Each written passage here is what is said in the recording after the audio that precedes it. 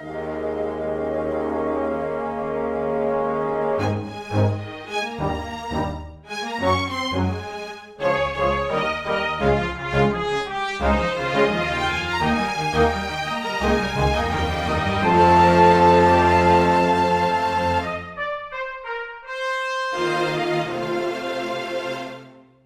everyone, and welcome to Weekly Manga Recap.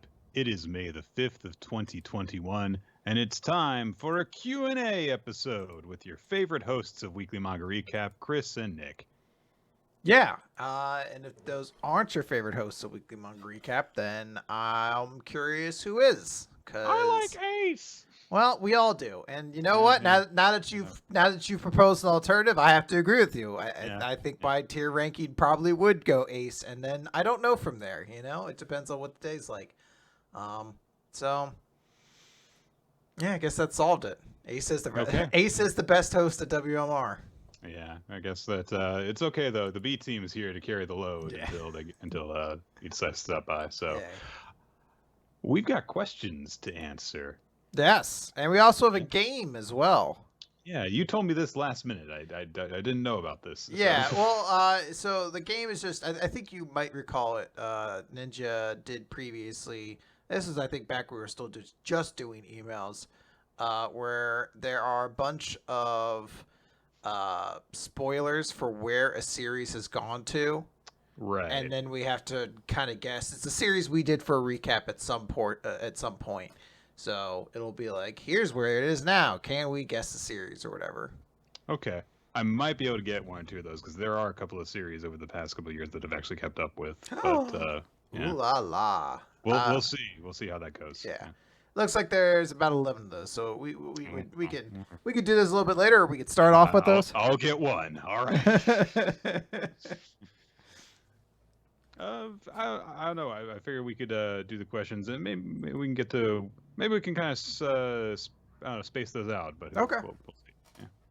Yeah, do what you want. Cool. Do we want to? I guess we're starting with this one. As July of last year. Yeah, well, I mean, to be fair, we haven't done a Q&A since then. July of last year. If you look at the question that was asked right before, that was answered right before, it was literally one that was put into the system the day before the one we're answering now. So I don't feel as bad as like when we'd answer like emails. It'd be like, "Happy Halloween, everybody," and be like, oh, "We're answering this in August." We almost looped all the way around.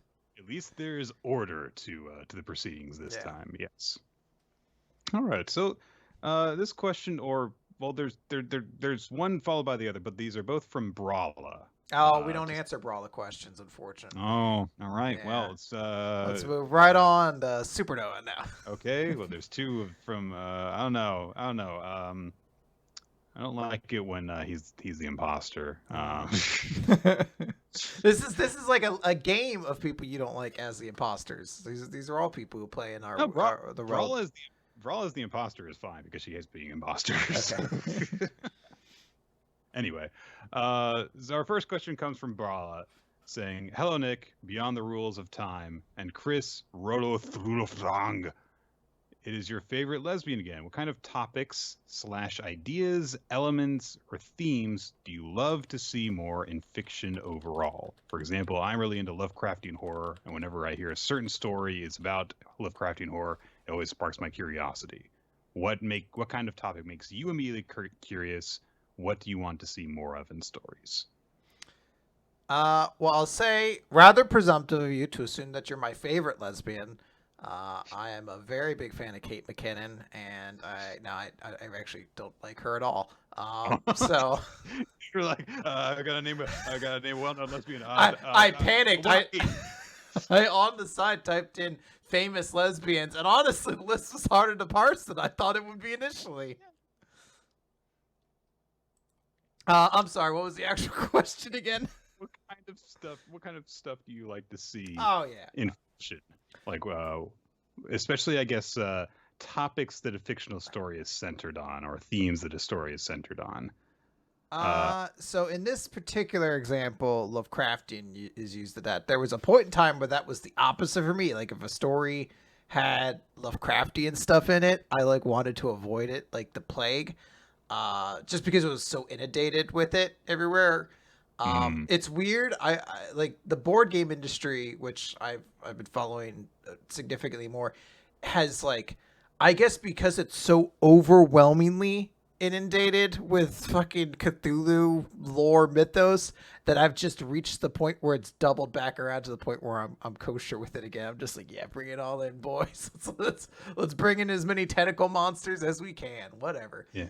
I've played a couple of those. I've played House on Haunted Hill, but I did also play a Cthulhu themed board game, and it was insanely complicated. So, Was it Arkham Horror?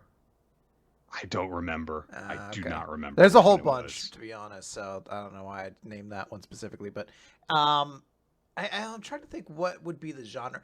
I do like mob stuff a lot.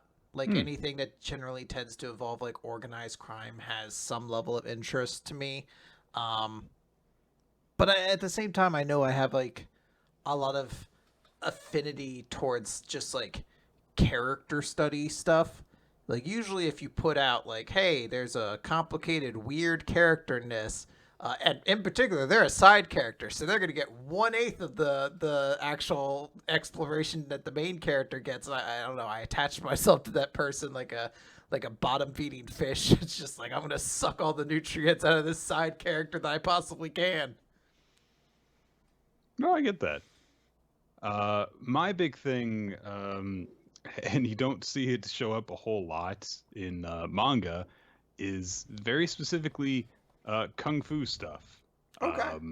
Like very specifically, like martial arts in general, sure, but kung fu in particular, it just is my jam. Because I've got a lot of good memories of like watching Jackie Chan movies with my mom when I was a kid. And then like Crouching Tiger, Hidden Dragon. I went and saw that in the theater when I was a kid. You were a huge fan of Wulan Warriors, I recall. You've talked about them a lot. I did not know about that show until I think that we like did like an episode of Transmission Awesome together when you brought that up, because someone did like remembering Toonami thing back then, because that was when Toonami was dead for a few years, but like when Raya the Last Dragon, when I saw a trailer for that, I was like, oh my god, damn it, this is my jam. Like I'm going to have to see this movie. I still haven't seen the movie, and I've heard it's not particularly great, but I'm waiting until it's not just available for like $25 on Disney Plus or whatever the hell over the top payment is required for it. And yeah, even though I've heard it's not a great movie, it's like I'm gonna watch it. It's just kung fu lore movie. So are you excited for Shang-Chi? Yes. Okay. Absolutely. Very interesting. I'm more excited for that than just about any of the other movies that were promoted in that big "here are all the Marvel films coming" thing. So, but I mean, like, if Shang-Chi were the movie that had been promised to us, but then got taken away by COVID, I would be like, ah! But because it was Black Widow, I'm like, eh. Aww. But yeah, that's it. And because, there's a really weird relationship between China and Japan, you don't see Kung Fu a whole lot of stuff like that in manga. It's, it's either general martial arts or nothing. Or like judo specifically. So. All right. We have another question from Brawla, following up from there. What do you think has changed in shonen over the last decades, such as developments, improvements, trends, bad stuff as well? The first thing that came to my mind is female characters being allowed to be more than a love interest nowadays. While I do agree that's also a part, the first thing that comes to mind is shorter series. I don't know if we're ever going to. I shouldn't say ever, but I think it's much more rare nowadays to get a 20-year or so running shonen series the same way we have with series like One Piece and Kochikame and Naruto and all these sorts of like monolith JoJo where you're just like these things that just run forever. I guess in a way Naruto is still kind of running too, but I don't think like My Hero. I would be surprised if in 2020 let's go crazy and just say 2030. If My Hero is still running, I will be very, very surprised. Yeah, I would. I agree with you. I think there was a thing that I saw recently which said that the current estimate, not just from like Oda, but like one of his editors, is that One Piece will probably last around 5 more years. But I mean, who knows? You know, I'm sure the plans could change. That's probably what I would guess how long My Hero would last from here, like max. And that'd be, you know, a good lengthy run because it would be, you know, over a decade by that point. But I agree with you. I think that we're at the point where very successful series do not last as long, and at least the ones that are uber successful in Shonen Jump. Yeah. And I think that probably has more to do with the way that the anime industry works than manga, because there's like a demand because there's more anime being produced now than ever. Like there was a recent thing that got put out that like Kadokawa is going to be producing like 40 anime series a year, which is absurd. They were talking about the number of freelance artists that are going to be required in order to produce that much anime. And when that much is being produced, there is demand for more source material. So there's demand for more new series and the stuff to keep stuff fresh. So, you know, maybe eventually the pendulum will swing the other way and there'll be like, okay, we need, you know, more standby stuff. So, hey, if something is, you know, successful, don't mess with it. We would like you to keep on, you know, putting that out. But yeah, right now it definitely seems like stuff does not last as long. I could not tell you the reasons behind it. I just know that is the case. Yeah, I think one element that'll play into it is a lot of people seem to be greatly enjoying the fact that like as terms of an artist that you can create something and you aren't shackled to it for the next 3 decades of your life per se. Like I always forget the manga who did Demon Slayer, but they can do whatever they want now. Like they have a blank check to write whatever series they want and to do it on whatever kind of schedule they want, because they had one monster hit and it ended in like 5 years, 6 years, something like that. Like it wasn't in Jump an incredibly long time, but it's still one of their most like popular series. So I think it was actually less than 4 years. Yeah. So I mean, who knows how long Jujutsu Kaisen might run, but that's certainly a series that's on that same track right now, where it's crazy popular. It has an anime, everybody loves it. If it ended in 4 years, it wouldn't surprise me. And it'll be plenty of time for that mangaka to create another series. So, yeah, I'm sure there are multiple factors that go into it. It might be, you know, there's a trend for artists to not want to stick with the same project, but the thing that I would note in terms of how stuff has changed, it really depends on like the time span you're looking at, honestly. Like if you're talking about how has stuff changed in the past 30 years, well, you know, like what One Piece has been around in that time, so there is all the influence that One Piece in particular has had. Oh, breasts get bigger then. If we're judging by where One Piece was from where it started to where it is now, breasts get bigger. That's it. The current trend that I see in terms of series, it seems to be there is more traditional fantasy stuff. It seems like there's a lot more, not just Western influenced, you know, sword and sorcery stuff, but of course, you know, we keep on remarking on how there are all these different Exorcist series that are coming out right now, and it might just be that, you know, they seem more prolific because we, you know, see more of the manga that's out there now than ever. And I think that that's also part of it, is that there's kind of more of a demand for more varied series because, you know, of the different platforms that it can be placed on now, as opposed to just, well, we put the magazine out and, you know, the people in Japan consume it, and then the really successful stuff gets picked up by the rest of the world eventually. Yeah. But that's some very general stuff, so. Yeah, I'm sure there's even more stuff you could even throw out there of just like, you know, hyper minor ones and things like that. But I think all that stuff is very fluid as well. What is a frequent thing these past 3 years may not be the case the next 3 years going forward or whatever. You know, it changes every kind of year to these sorts of things. 3 years from now, it's just like, what happened to all the Exorcist series? There's just none anymore. Guys, we haven't had an Exorcist or a spy series in like years. And we're like, well, Ayakashi's triangle is still around. It's like, yeah, but it's just boobs on every page. There's no Ayakashi or anything. They stopped fighting monsters years ago. Now every page is just softcore porn. Now every page is just Suzu just shouting in Matsuri's face, fuck me, and he never does. And that's kind of it in every chapter. I really regret buying the volumes. All right. Next question. All right. So we got a couple questions from Supernova RX. Hello, Y Ruler of Uno and Rolo T Blaster Puma. It is I, Supernova, back again to ask you guys the question of what kind of monsters would you like to see become an archetype? For me, the M Warrior monsters. I'm assuming this is a Yu-Gi-Oh question. I didn't read any of these questions beforehand. Oh, I didn't just say a slur, did I? Or something? Okay. And Warrior number 1 and number 2 are fucking goober cards. That's all. Warrior Yu-Gi-Oh. They do look cool, but they're goober Oh cards. yeah, I remember those guys.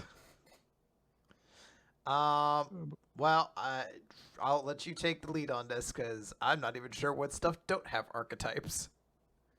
Oh man. So I know a little bit of this. Okay, so let me think, because there's a lot of stuff that has gotten archetypes that you wouldn't think of anymore. Like Buster Blader became an archetype recently, like an entire archetype. Yeah. What kind of monsters would you like to see become an archetype? I loved if they would bring back the Dark Scorpions and made them an actual archetype as opposed to 5 different monsters with 2 support cards and that's it. Because I really liked the Dark Scorpions when I was really young. And they were dog shit, but I loved playing them. So favoritism at work. Okay. What's the matter, Chris? Well, I'll get to it in a second. Okay. I hope it's unrelated. No, it's unrelated. If you want me to like name some more obscure stuff, honestly, the way the Arc 5 anime starts is by having a guy as the first like opponent that Yuya, sorry, use a Battle Guard archetype, like, you know, from Swamp and Lava Battle Guard. And that would be something that I think would actually be interesting to see, like, done properly. But, you know, he plays like 5 cards in the entire duel, so you don't even really get a proper look at, you know, what that archetype would look like. I'd also like to see, so there's that one-off opponent in 5Ds who uses scrap monsters. It's like an entire archetype that's based off of the trap card Scrap Iron Scarecrow that Yusei uses all the time, but it's like, you know, a little scrap family. And I think it would be fun to see an actual proper scrap archetype. I think that not like the freaking God, what were they called? There's like a different archetype that was introduced too that I think is also called Scrap, which makes the entire thing very confusing. Like there's like Scrap Dragon or something like that, but not that one. I can't remember what it's called. It might be Scrap, but I'm thinking, but you know, Junk. That was it. There's like he's got a proper whole Junk deck, which is akin to like the Junk monsters that Yusei uses, but also completely different from them. And in general, like the Junk monsters are just like Junk Synchron and then a bunch of synchros that are built off of Junk Synchron. And I would like more than that. So there's just a couple of little bits there. I could, if I really wanted to, delve into all of my fan-made original content, Do Not Steal Dual Monsters cards that I made when I was a teenager, and bring out some ideas from there. But I'll just. I was gonna say we could invent cards to be like. I would like the Larios tribe to get more support, like 400 cards that all have my face on it. I did do that, but I did also just like make up cards that were, you know, made to support actual existing cards. So because I thought that they were cool, but they were impossible to play. So I looked up a card that I really, really liked back in the day and found out, I guess it kind of has an archetype, except it doesn't seem like it really has any real support in any way, shape, or form, which is I really, really liked Barrel Dragon. And there is a quasi-archetype called the Gun Dragons. Yeah. And what made me laugh is I started looking up some of the art for them. And I was like, oh, Desperado, Barrel Dragon looks pretty cool. Gatling Dragon's a little goofy, but whatever. Yeah. But then there's one called Blowback Dragon. And it's just it's just a handgun with legs. And you can see with the way it's shaped that every time it fires, it has to lose all level of support and balance. And I just started it probably thinking, swings backwards on its legs and stuff. I just started thinking, what a hellish existence it would have to be that card. Thank God it's a robot. Yeah, I also really just loved it. I was like, this is exactly what I, would think in my head when I was 5 years old. If someone told me, like, oh, it's a gun dragon. Like, oh, what? You just take a gun and you stapled robot legs onto it or something like that? Like, yeah, it's a gun dragon now. Yes. They did eventually make an archetype out of that. Kind of, yes. Yeah. So I guess there's not really support between them, but they all just basically use coin flipping effects to destroy things to some fashion. Yeah, that's the most frustrating part was when it's like, well, there's a set of monsters. Well, can you use them together? No, because they have no support. All right. Well, fine. But yeah, I mean, I like them aesthetically, so I guess that would be what I would say. Yeah. All right. Second question. As for the zany kind of question I normally give you guys, here we go. You both get stuck in an anime/manga world with your least favorite characters and tropes, and the only way out is finding a magic door somewhere in the world. How do you two survive and find your way to the exit? Well, if we're with our least favorite characters, then we kill them for meat and warmth. And when we come across all the monsters that they would have been helpful for helping us fight against, then we blame them for us landing in this situation. And then we die angry. That's one solution. I have an alternate suggestion. It's pretty unfortunate. We did do a list recently. We talked about our most hated manga characters. Mm-hmm. So my number one, I believe, was Urza, which is unfortunate. But I think all she's going to do is take her shirt off and beat everyone.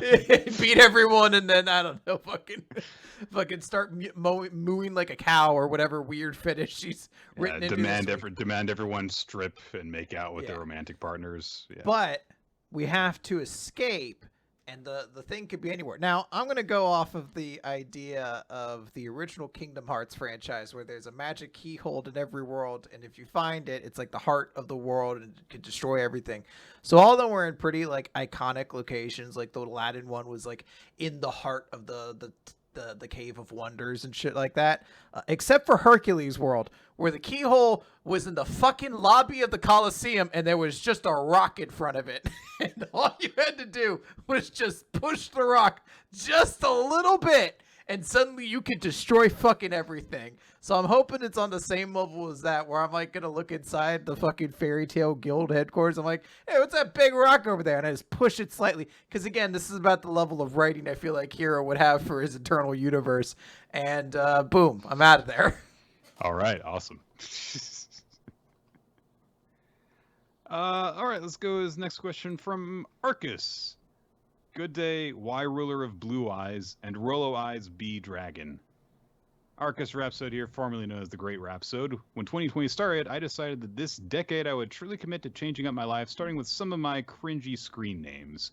Unfortunately, things have taken quite an unexpected turn for us all this 2020, so my question for you is, was there ever something you were looking forward to, but circumstances out of your control unfortunately forced you to change your plans? Yes. Wait, did something happen in 2020? Yes. Oh. That person who stabbed your arm was not doing it just for fun. Oh, I thought it was weird. They were like, you got to come here and get stabbed. I'm like, I guess. All right. If my television tells me to do it. You're just programmed, Chris. Like you're just indoctrinated. It's really unfortunate to see that you'll just do anything that people tell you to. And it's not like you'll, get, terminal disease or have lung damage for the rest of your life. No, it's just that you're a puppet and you'll do whatever anyone tells you to. Even if that was the case, if I still got 5G with it, I'd have to consider it because, All I always want to right. I always want to be on the front end of the technology swings, Want to Yeah, lead that's that what way. I've always said about you. That's what I've always been known for. My aptitude for knowing the best and latest technologies. I had to get into a Zoom meeting the other day and it took me 25 minutes. I was like, I don't know what this is. Why aren't you Skype? I think everybody kind of has some stuff they were looking forward to in 2020. I will kind of selfishly say that I think I probably was better off than a lot of people in that I didn't have many concrete plans, and the things that I ended up filling the spots with ended up kind of being better than what I probably would have done otherwise. Like that's how I ended up getting really into the board game hobby and meeting up with a lot of people and doing that. And it also got me out of things that I probably wouldn't have wanted to keep doing forever, like, hosting trivia and things like that. So there's some stuff that I'm like, I did lose out on those and things of that nature. But, I think for the most part, I kind of can look at a lot of it and be like, yeah, I don't know how radically different my life would have been if 2020 had just been a regular normal year. I'll share a little bit of a story. I can't share all of it because it's wrapped up in personal details and stuff. But I was going to meet up with some friends that I had only ever known long distance. But I've known them like longer than I've known you, Chris. Okay. Yeah. So we had an opportunity because they were all living in Florida together. For the first time, like one of them, over the time that I had known them, two of them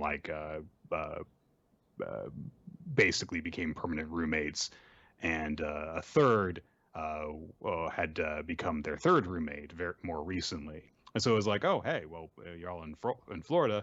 I could, drive over and meet you guys finally. But then COVID happened, and so it was like, all right, this is probably a bad idea. I'm not going to do this. So we'll do it some other time. And then the one more recent roommate had a falling out with the other two over some bad stuff, big roommate disagreement kind of stuff. And they don't talk to each other anymore. The third was, basically kicked out, went back to their original state. And so I can never have an in-person meeting with the three of them together ever again, basically. After I had finally had the opportunity to have one after more than a decade of knowing them all. So there you go. That's a bummer. I'm telling that story clumsily because I'm deliberately omitting as many details as I can for the sake of protecting all of them. But yeah. So that was probably the worst thing that came out of COVID for me. But yeah. All right. Got a question here from G-Stala89. Says, greetings, why ruler Rolo time? Yeah, combine the two of us. I have a two-parter. Are there series that you have picked up reading after initially covering them as a recommendation on the show? And was there ever consideration for adding them to the recap if they were / are ongoing, similar to Act Age and Chainsaw Man? Yes. So yes, I will say I probably read less than Nick just because I tend to be a creature of habit. So if it's not immediately easy for me to continue reading it, I'm just like, I'll get around to it eventually. And then who knows when that'll happen. But to the second part, I would say it's significantly rarer unless it's a Jump series. Yeah. There's a couple series I guess we've done that have been like simul-published in other places, but I mean, I don't think outside of what was it? For Horsemen of the Apocalypse or whatever, 4 Knights of the Apocalypse rather. I don't think there's anything that's really come up that we've been like, hey, do you ever want to add this to the recap? Because again, it's just not really a known quantity between Nick and I who's actually like reading these series still. Like for example, Meiruko-chan. I think we both really liked it. I still catch up on it every so often. I don't know if Nick does or not. And unless we communicated that to some point to each other, there'd be no chance of it getting like added to the recap, because you just generally like, I don't want to assume like, hey, I like this thing outside the series. Do you want to catch up on all of it or whatever? And I'll be holding you to it. The last time I tried to read Miyako-chan, it hadn't updated since we so. I checked it out too soon because it's on a weird update schedule. Yeah. But yeah, it's stuff. Yeah, that tends to be the general problem. I have kept up with a couple of series on my own that we've covered for the show. I did read Tomo-chan while it was still running, and it's since finished up. But that was something that I would like catch up on occasionally. The one series that we read for a recommendation that I actually actively keep up with is Nagatoro, because it's just funny and I enjoy the silly art, the more silly artwork moments. Of course, that got picked up for an anime series, and it's a little bit hornier than the original manga material, which is like, oh god damn it! But hey, you gotta do something. You gotta do something. You gotta, you gotta decide what everyone who read the series and liked it liked about it, and apparently that is naked ladies. So yeah. Yeah. I've been slowly catching up on Komi-san Can't Communicate, and I don't remember how far we got into it when we initially read it, but I've reached a point far enough to say that it's about the same. It doesn't really. It's a pretty steady series. Going forward, if you read the first few volumes, you don't really need to check in too much on anything else for a while. All right then.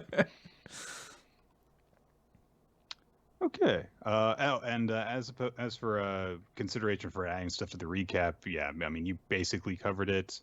The other thing is like, yeah, occasionally we'll just be like, well, maybe we should change up the lineup, and then that happens. So sometimes it'd be like that. Yep. Okay. Next is from another question from Arcus. Dear the incredible Nick Freeman and Planet Chris Larios. I think the idea is that in both they replaced Hulk. I'm assuming it's Planet Hulk. Yeah. Anyway. Yeah. All right. Recently, I've been reading the amazing Marvel comic series Immortal Hulk, which I highly recommend. The story takes the established character of Hulk and puts him through a dark yet fresh new series, focusing on themes uncommon to the Hulk character.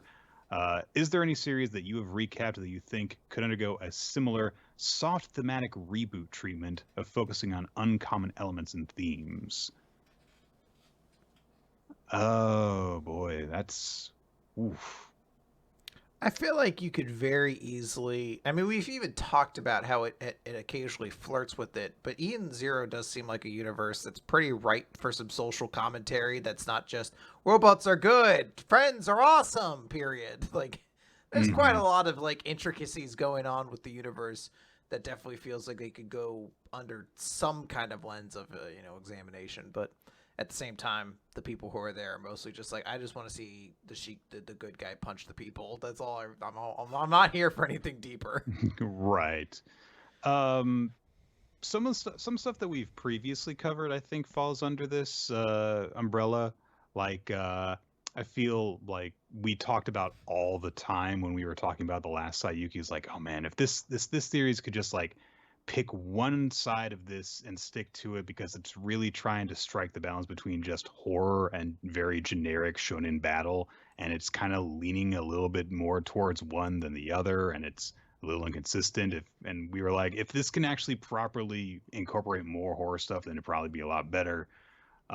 So there's that, but Chainsaw Man did it anyway, I guess.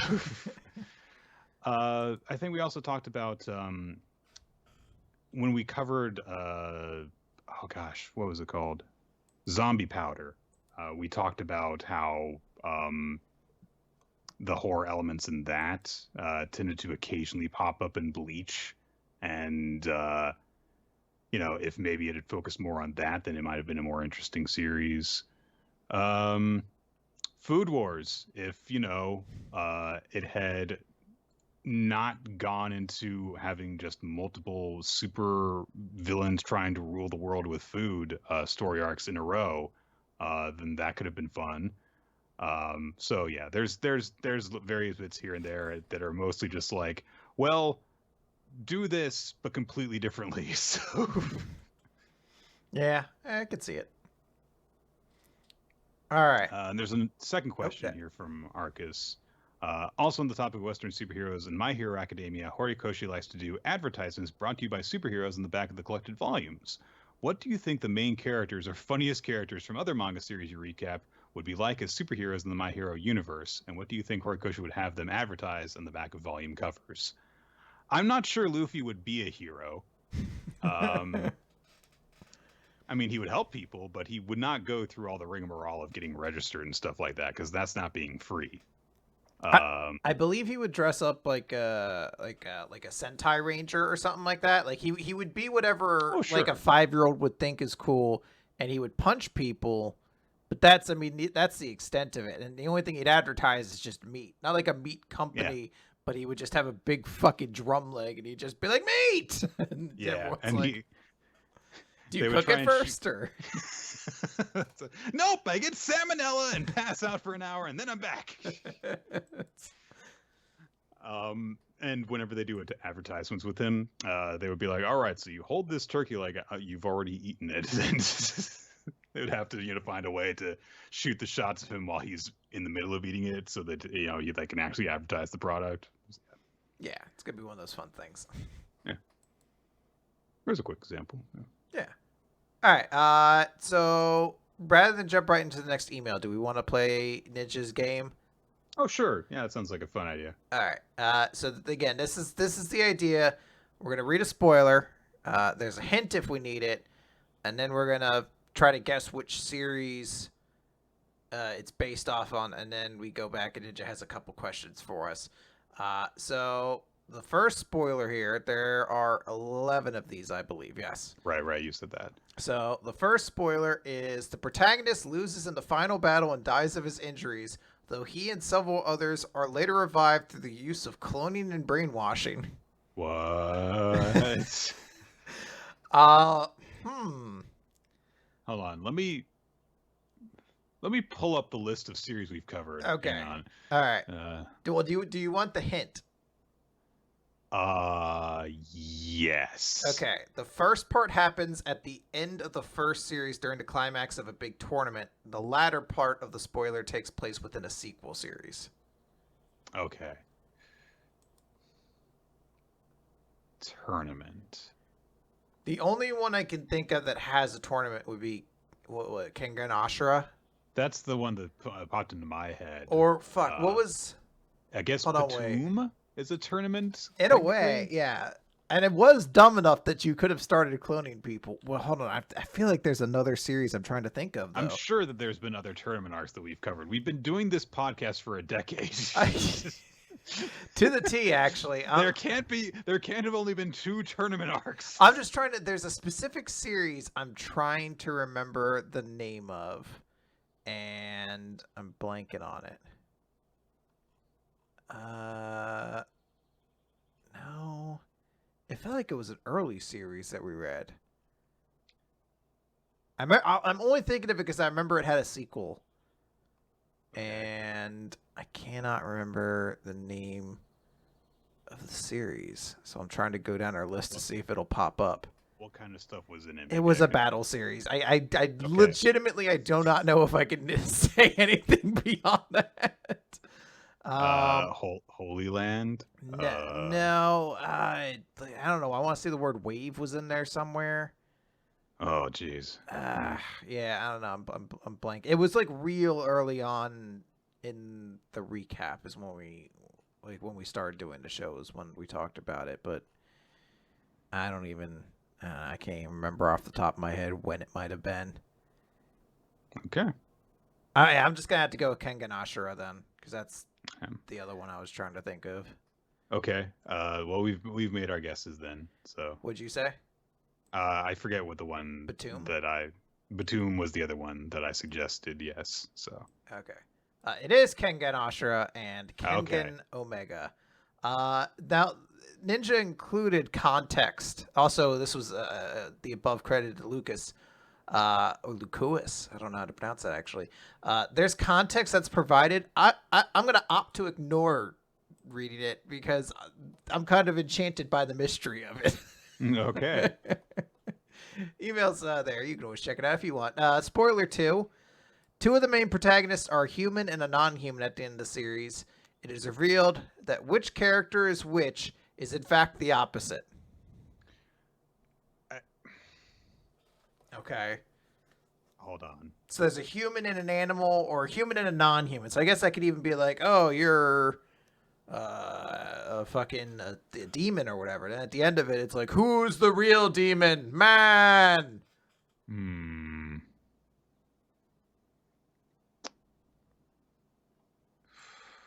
Do you want the hint?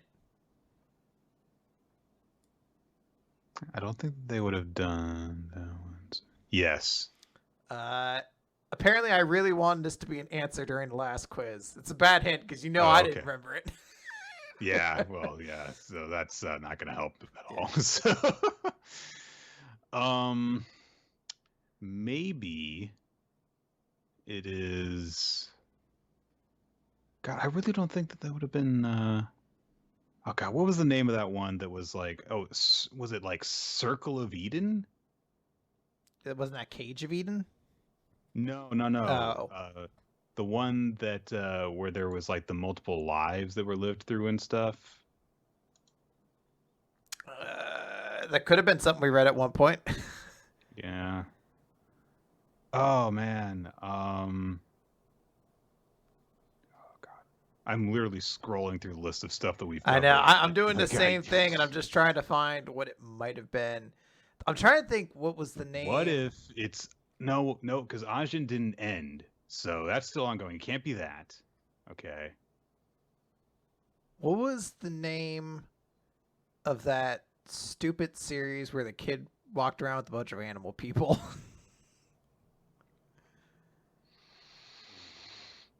Couldn't tell you. Nick, why don't I remember anything? I don't know. I only have like a vague flash of these things that I dedicated days of my life to. We've read too much manga. We've read too much manga.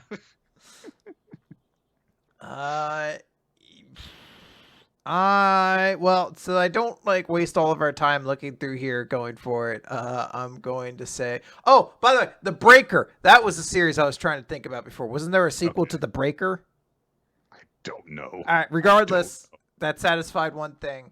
I'll say, no, that ended. Fuck it. I'm just gonna save us some time. Kaicho wa Maid-sama. I don't think that you're correct, but all right.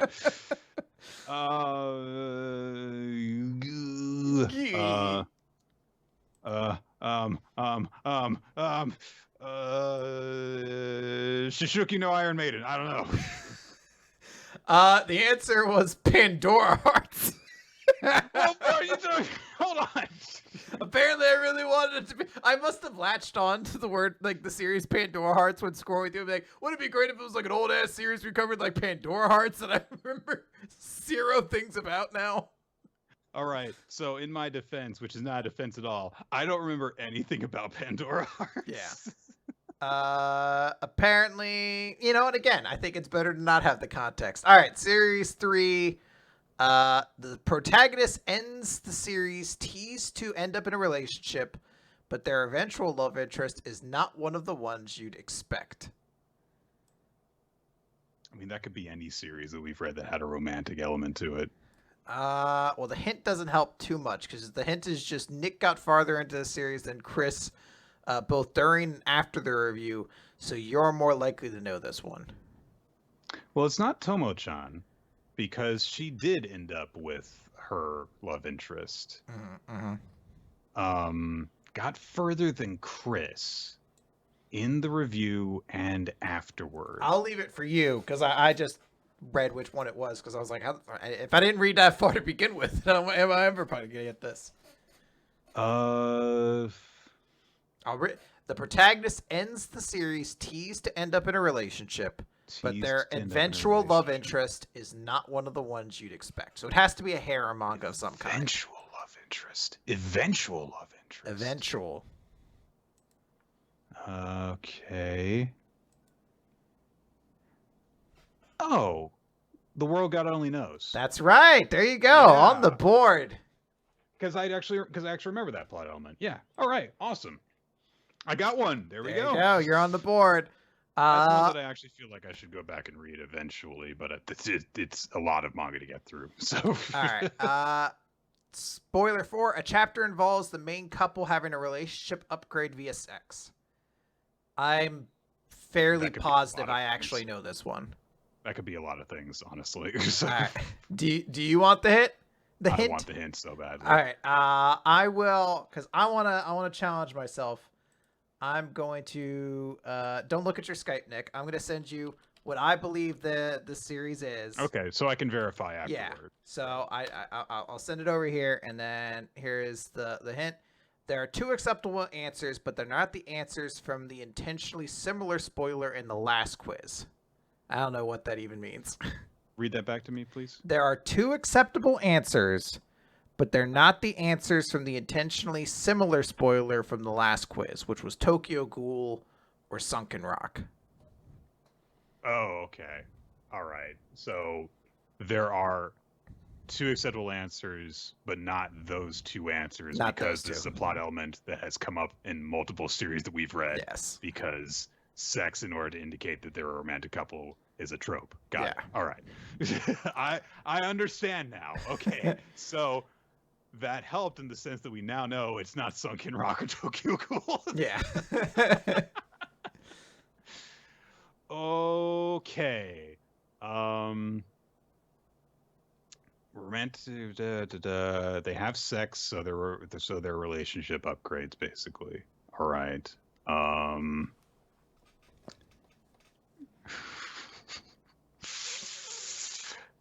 Tower of God. That is not one of the 2 that are in there. The first series is Bloom Into You, which I guess that chapter came out pretty soon after we discussed it. Yeah, that makes sense, yeah. But the series that I guessed was Kaguya-sama Love is War, and that's the other one. And I only remember that. Sex? Oh my gosh. Yeah, I remember hearing around the time we were discussing the chapter, a bunch of people were like, because I made some joke about like, why don't they just fuck already? And everyone in the chat was like, ooh, they did. But they're so pure and innocent. They're horny teenagers, Nick. Every teenager's horny. It's just a fact. And yes, he did put it in the Skype chat. Yeah. So that's a correct yes for you. That's one for each of us. All right. I think that we can feel proud of ourselves now. You know, I played a game of Blood Bowl recently and I lost 3-1, but that one I got felt pretty good. Even if it literally was on the last play of the game when nothing mattered, I was just like, hey, get shut out. I'm awesome. I mostly understand what that means. It's basically football, but with werewolves. I know, but all right. Spoiler 5: a time travel arc allows the protagonist to witness their own birth, which caused a worldwide catastrophe, and gives some onigiri to their adoptive dad on the way back to the present, which ends up relating to the arc's ending. There's so much going on there. There's time travel. Okay. Time travel. So they see their own birth. Then they give onigiri to their own father, which then comes back at the conclusion of the arc that this happens in. Okay. Do you want the hint? Yes. These hints are fucking garbage. Our hero has a sibling, Nick. Oh, all right, fine. Does that help you? Certainly doesn't help me narrow it down. It narrows it down a little bit. All right. Not much, but okay. So we canceled that. Time travel. I should note this is also gives credit to Mob Psycho 100. Okay, this gives credit to Mandela, by the way, for this. No, unfortunately, the answer was Blue Exorcist. Okay, well that was all right. Fair enough. that's. I mean, there's only so much we can do, right? I do remember. Yes, he has a brother too. Yeah. Okay. All right. Spoiler 6, there is a dark secret behind the series premise, and not only is everyone but the protagonist aware of this, but one of the main characters is committed to seeing it through. Okay. So the premise of the series has a dark Secret behind it. Everyone but the protagonist knew about it. One of the characters is actually specifically allowing it to happen. Okay. Ooh. So do you want the hint? Give me a minute, but go ahead. Well, you were going to say something else. No, there's two series I'm thinking of, and I can't remember if either of them are already done. I know that there's like a thing that like Claymore turns out has like a much kind of more diabolical thing than what was initially kind of presented to us at the beginning, which is still pretty weird because it was about monsters killing everybody. But I remember there was like, it was like a more like, oh, actually this is just an experiment for the rest of the world or something along those lines. And the rest of the world's kind of fine or something along those lines. And to what I understand, there's something vaguely similar to that in Attack on Titan. But I don't know if either of those are the ones they're referencing, or if those twists had already happened. Because Claymore ended a long time ago, so Claymore I don't think Claymore would have been on this list in that way. I don't think that it's Attack on Titan because it's more than just Eren who is, who is unaware rather of the secret of what's going on. So I don't think that's it. Okay, let's go over the hint. The premise involves a choice that needs to be made by the ignorant party. The premise involves a choice. Okay. Sophie's Choice, the manga, Nick. I'm going to lock that answer in.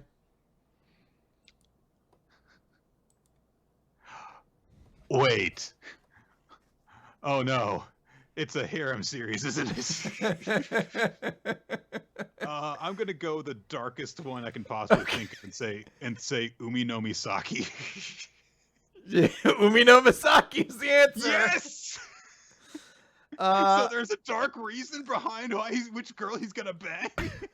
Do you actually want the context for this one? I'm never gonna read it, so I might as well. The dragon god ritual involves the chosen maiden committing murder-suicide on the dragon god in order to free their spirit, and perfect girl Suzuku plans to go through with it, though it's later revealed that she was planning on it, just ending up as suicide to spare Nagi. That makes that series even worse. Wow. All right. All right. So this one is number 7, and credit goes to Eltheon22. Oops. The entire scope of the conflict as we know it is in fact taking place on an island that is being manipulated by the real power on a nearby continent. Okay, so I think this one is Attack on Titan. This sounds like the twist I remember hearing at some point. I think that you're actually correct. I know that there's like something involving like another continent and a conflict between the continents and stuff. So you might be correct. Yeah, the hint says this dark monthly shonen series has the main character use the powers of the monsters they're fighting against. So yeah, I'm gonna say Attack on Titan.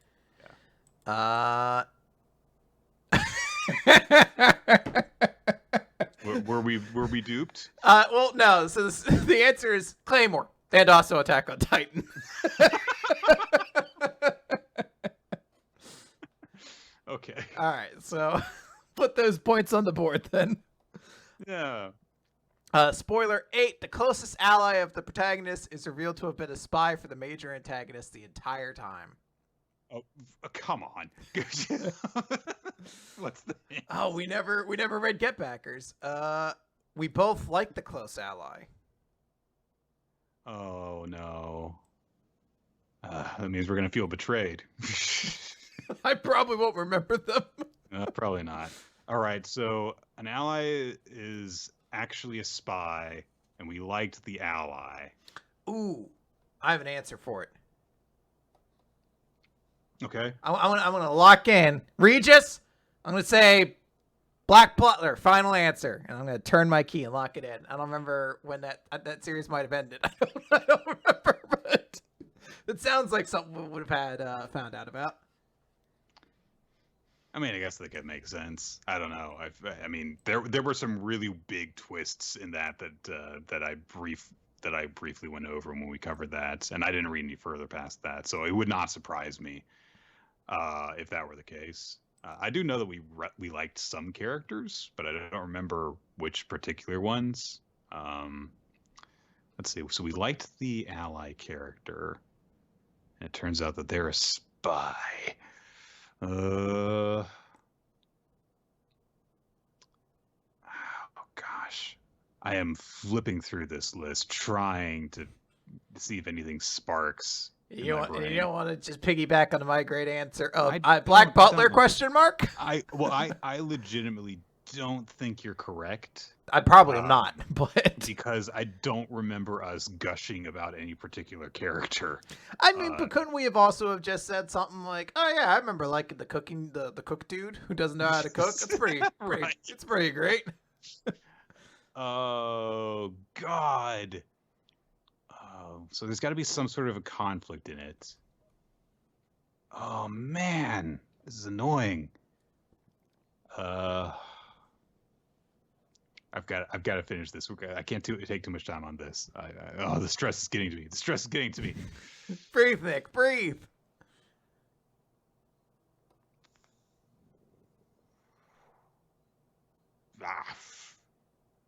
Do you want me to? Because I've read the answer at this point. Do you want me to give you a hint? Go ahead.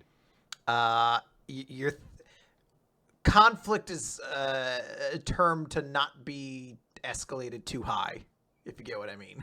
So it's probably like they're like part of a school club or something like that. Yeah, like don't think of this as just like, oh my god, Shinan Gyonsei or something like that. Like no, it's this is smaller in scale. Smaller in scale. Oh. Welcome to the ballroom. I don't know. Now, Kaguya-sama. It turns out the maid girl has actually been working for the dad all along, I guess, or no, oldest brother apparently. I did like her a lot, so yeah. Now she's fucking dead to me. I'm sure that in the context of it, we would be like, "Oh, poor her," or something like that. So whatever. Spoiler 9. This series becomes a full-on battle series. Medaka box. That's not a spoiler. It just says the hint just says the seeds of this turd were set during the part that we covered. I'm guessing B-stars. I'll go along with that. I don't remember what B-stars was by the end. I didn't read all of the conclusion of B-stars, but I did kind of like skip around it. And I've read the ending, and I know that like the final arc was not particularly well thought of, but I think that it becomes more like, the conclusion of that first arc, where like Legoshi's got to fight someone in each of the arcs, basically. Yeah. That is not correct, or at least not the answer that Ninja is looking for. The answer was Magical Girl Apocalypse, aka Maha Sojo of the End. That wasn't a battle series? I mean, I guess it was more horror. But... I was going to say, I guess it became more of a full-on battle series after that. All right. 10, a random and unimportant character introduced as a gag early on turns out to be crucially important to the plot despite being dead the whole time. Despite being dead the whole time? Well, the whole time, apparently. The whole time. And they're introduced as a gag. What's the hint? If Chris had bought the volume he mentioned seeing at Target during the review, he might have read this plot point, as there were a lot more officially released chapters available than covered during the review. Well, now I'm confused. I didn't even realize Target sold manga. Well, didn't you talk about seeing Black Butler at the store? I talked about our store at the mall getting Black Butler merchandise, but never actual volumes. Okay. This is also, by the way, credit to Eltheon22. It could be Black Butler. I don't know if. Well, I mean that series does have a weird sense of humor, so they might have introduced a dead character for a gag at one point, but I don't particularly remember it. Bought the volume. Hold on, let me look through this list again real quick here, because it would have had to have been a relatively recent series. I don't think they had Girlsaurus there.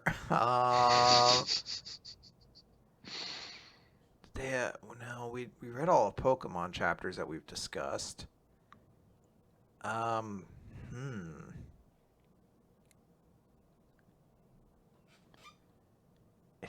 Is it Blue Exorcist again? I'm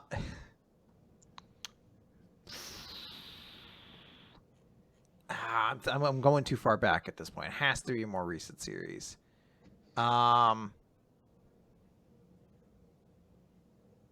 Basilisk Real Ninjas. I'm gonna say.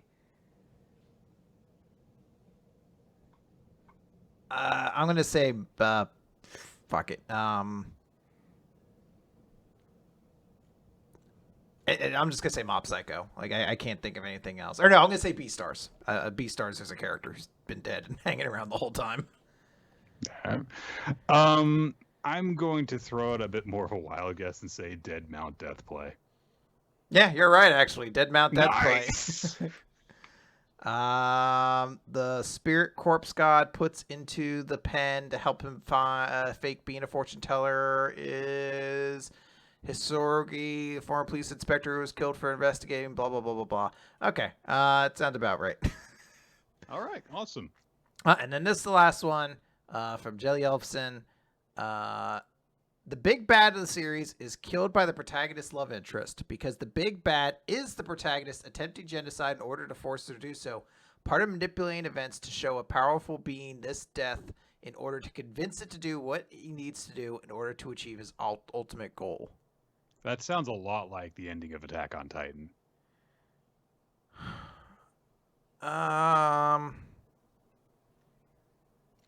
Well, so the hint just says this development was met with relatively large amounts of negativity compared to the overall opinion on the series to that point.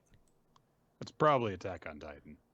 The big bad of the series is killed by the protagonist's love interest.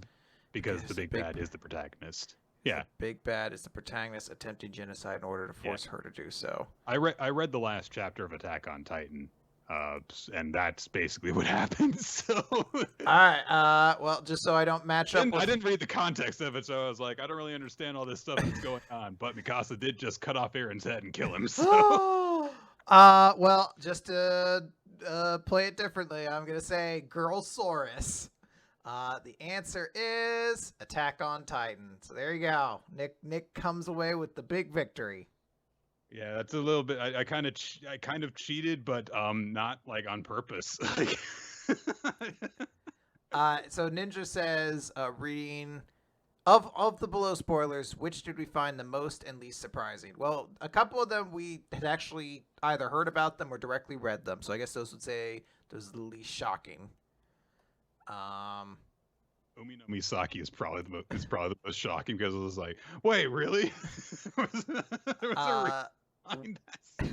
Which do we find the most and least intriguing? Most intriguing. It was mostly the notion of which one was the human and non-human, because that's such an excellent way to phrase that question, because I was literally thinking any series where there's like demons or yokai or whatever, I'm just like, fuck, that could be any god. That could have been Bleach. Like, it's so easy. I've already forgotten which series that was. Pandora Hearts or something like that. It makes me want to go. I don't care about that at all. But, and this is partially because you put in two different Kaguya answers. It did remind me, I was like, right, I should actually read the rest of that. I kept on saying, like, I want to read the rest of this. And it was like, oh, I should read the rest of this. And assuming the laws of space and time were twisted so that you would be able to read any of these parts of the series when they were recommended, which one, if any, would you have wanted to have talked about during their episode? Probably Umi no Misaki, honestly, because then at least we could have like had the full context of all this stuff. Because like, I imagine, and I'm not going to check it out now, to verify this because Umi no Misaki is so shit. But it was probably similar to.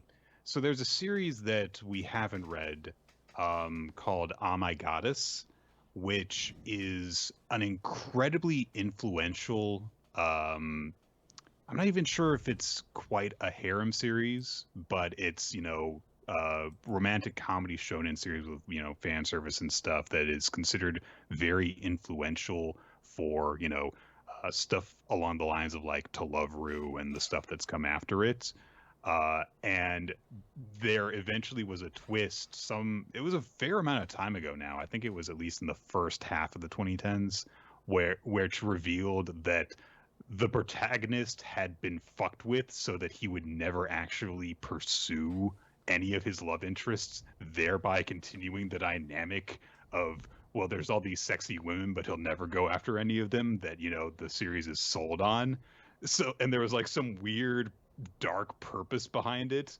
So, when that happens, it's like, okay, well, now that you know the context of it, then that kind of changes your reading of the series as opposed to if you've been reading it through to a certain point, like we did with Umi no Misaki. And so it would have been interesting to talk about the series with that knowledge of what the whole was, similar to how, because I read all of the end of Usagi Drop, it completely changed my opinion of the entire series. So not necessarily for the sake of, oh, well, it would have been, better or worse or anything like that, but we'll never know what it would have been like if we had talked about Umi no Misaki with that knowledge in mind as compared to how we did talk about it. It seems like it would have made the biggest difference, is what I'm saying. Yeah.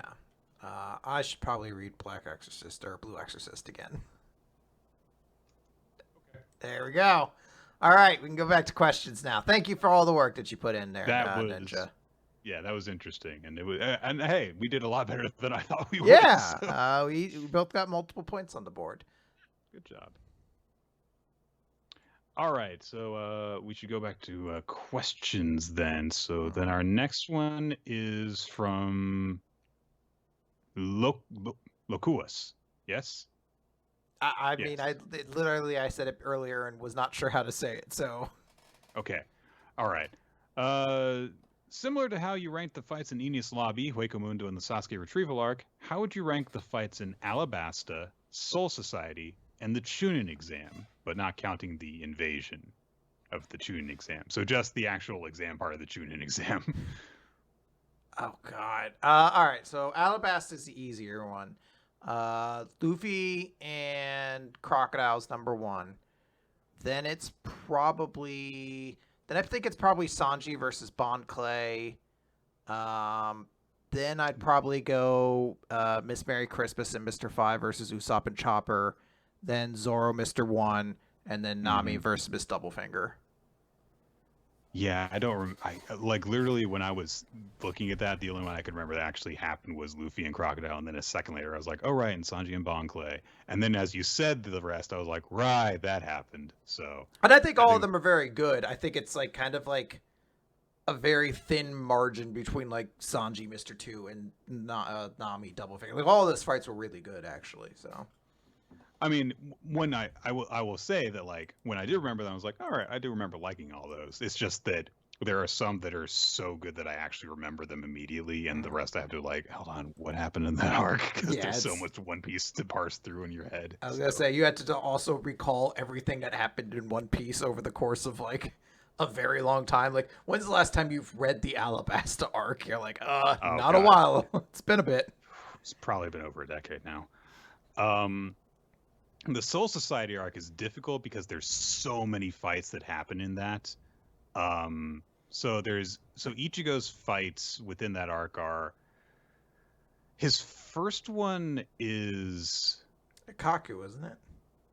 Yeah, that's his first actual fight. He actually fights the gate guard before they get into Soul Society proper. Baruchi or whatever. Jidanbo, I think. It's either Jidanbo or Jirobo. I can't remember which one it is which. And then, Gin attacks them and kicks them out. But yeah, his actual big proper fights are his first one's against Ikaku, then against Renji, then against Zoraki, and then finally against Byakuya. There's a fight between Byakuya and kind of Ganju, but then he fights against Renji. There's the Mayuri fight against Ishida. There's Chad getting his ass kicked by Shunsui. And then there's like a bunch of the stuff between the soul, the actual Soul Reapers when like stuff breaks down between them at the end. I mean, between all of that, like I think that my personal favorite is probably Ichigo and Zaraki. I think that that's just a really strong introduction to Zaraki's character.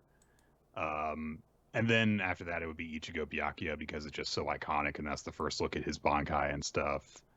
The rest kind of blend together, except for Ishida Mayuri. That's a very different kind of fight between them because, it's more a battle of tactics than anything else.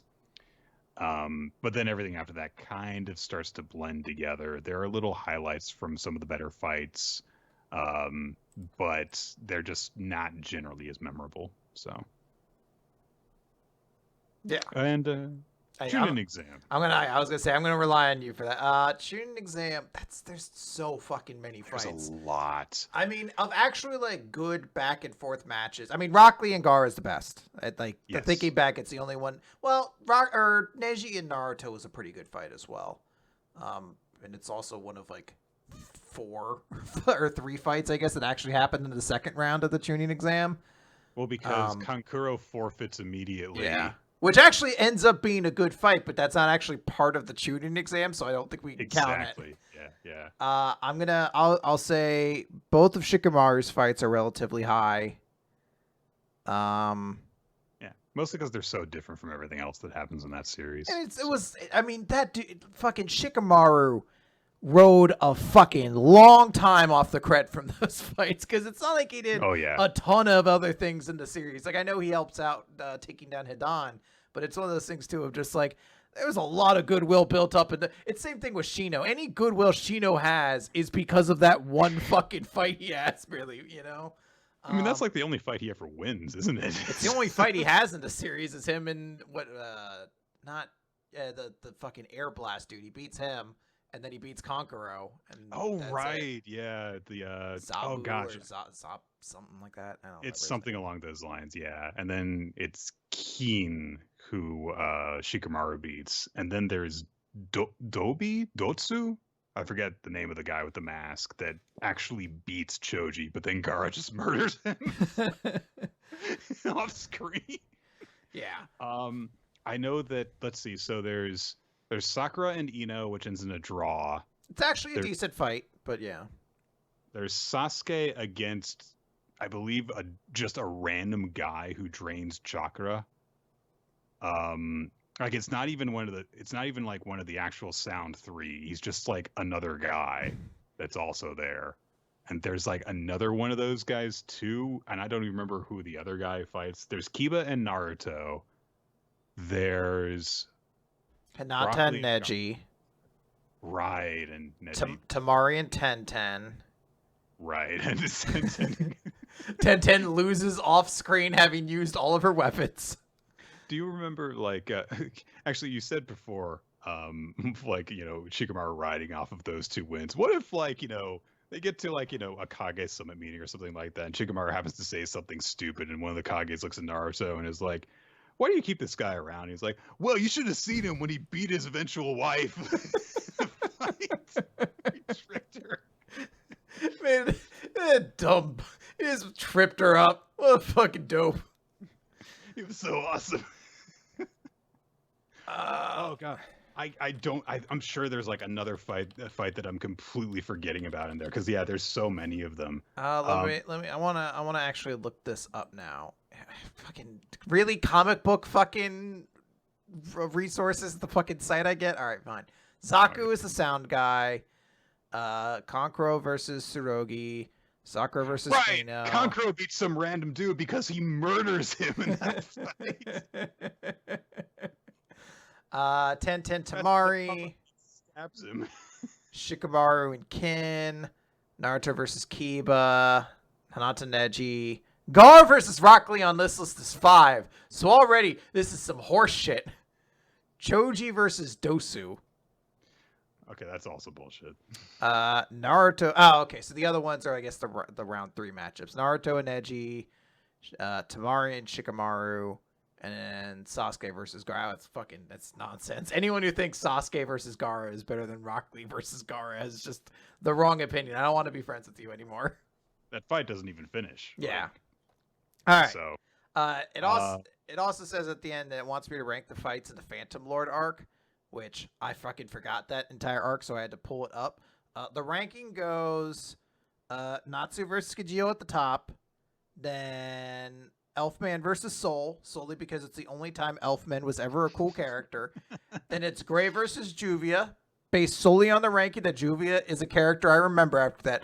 Then all the 3 other fights, Urza versus Arya and Makara versus Jose can be tied for second to last. I don't care. They're fucking worthless fights. The last one is Natsu versus Totemaru because for some reason they were like, Natsu should beat 2 members of the Element 4. And he did. He just beat their fire dude, and that was it. Yeah. So there you go. I ranked all of them for you. Oh, boy. Sorry. I guess that's me. This is from Base Forever. With Actage being canceled and Hunter x Hunter breaking its own record for longest hiatus during the run, it got me thinking, have you two ever read or watched a form of entertainment that was canceled or indefinitely put on hiatus due to real-world reasons like the death/arrest/illness of the creator? Would you still recommend someone check out a series that was put in this kind of situation? Also, if the series was announced to be coming back with a new creative team, would you still be interested in checking it out? So, that all depends. Let's see, a series that is currently indefinitely on hiatus that I was a really big fan of but got put on hold. I don't know if there's anything along those lines for me.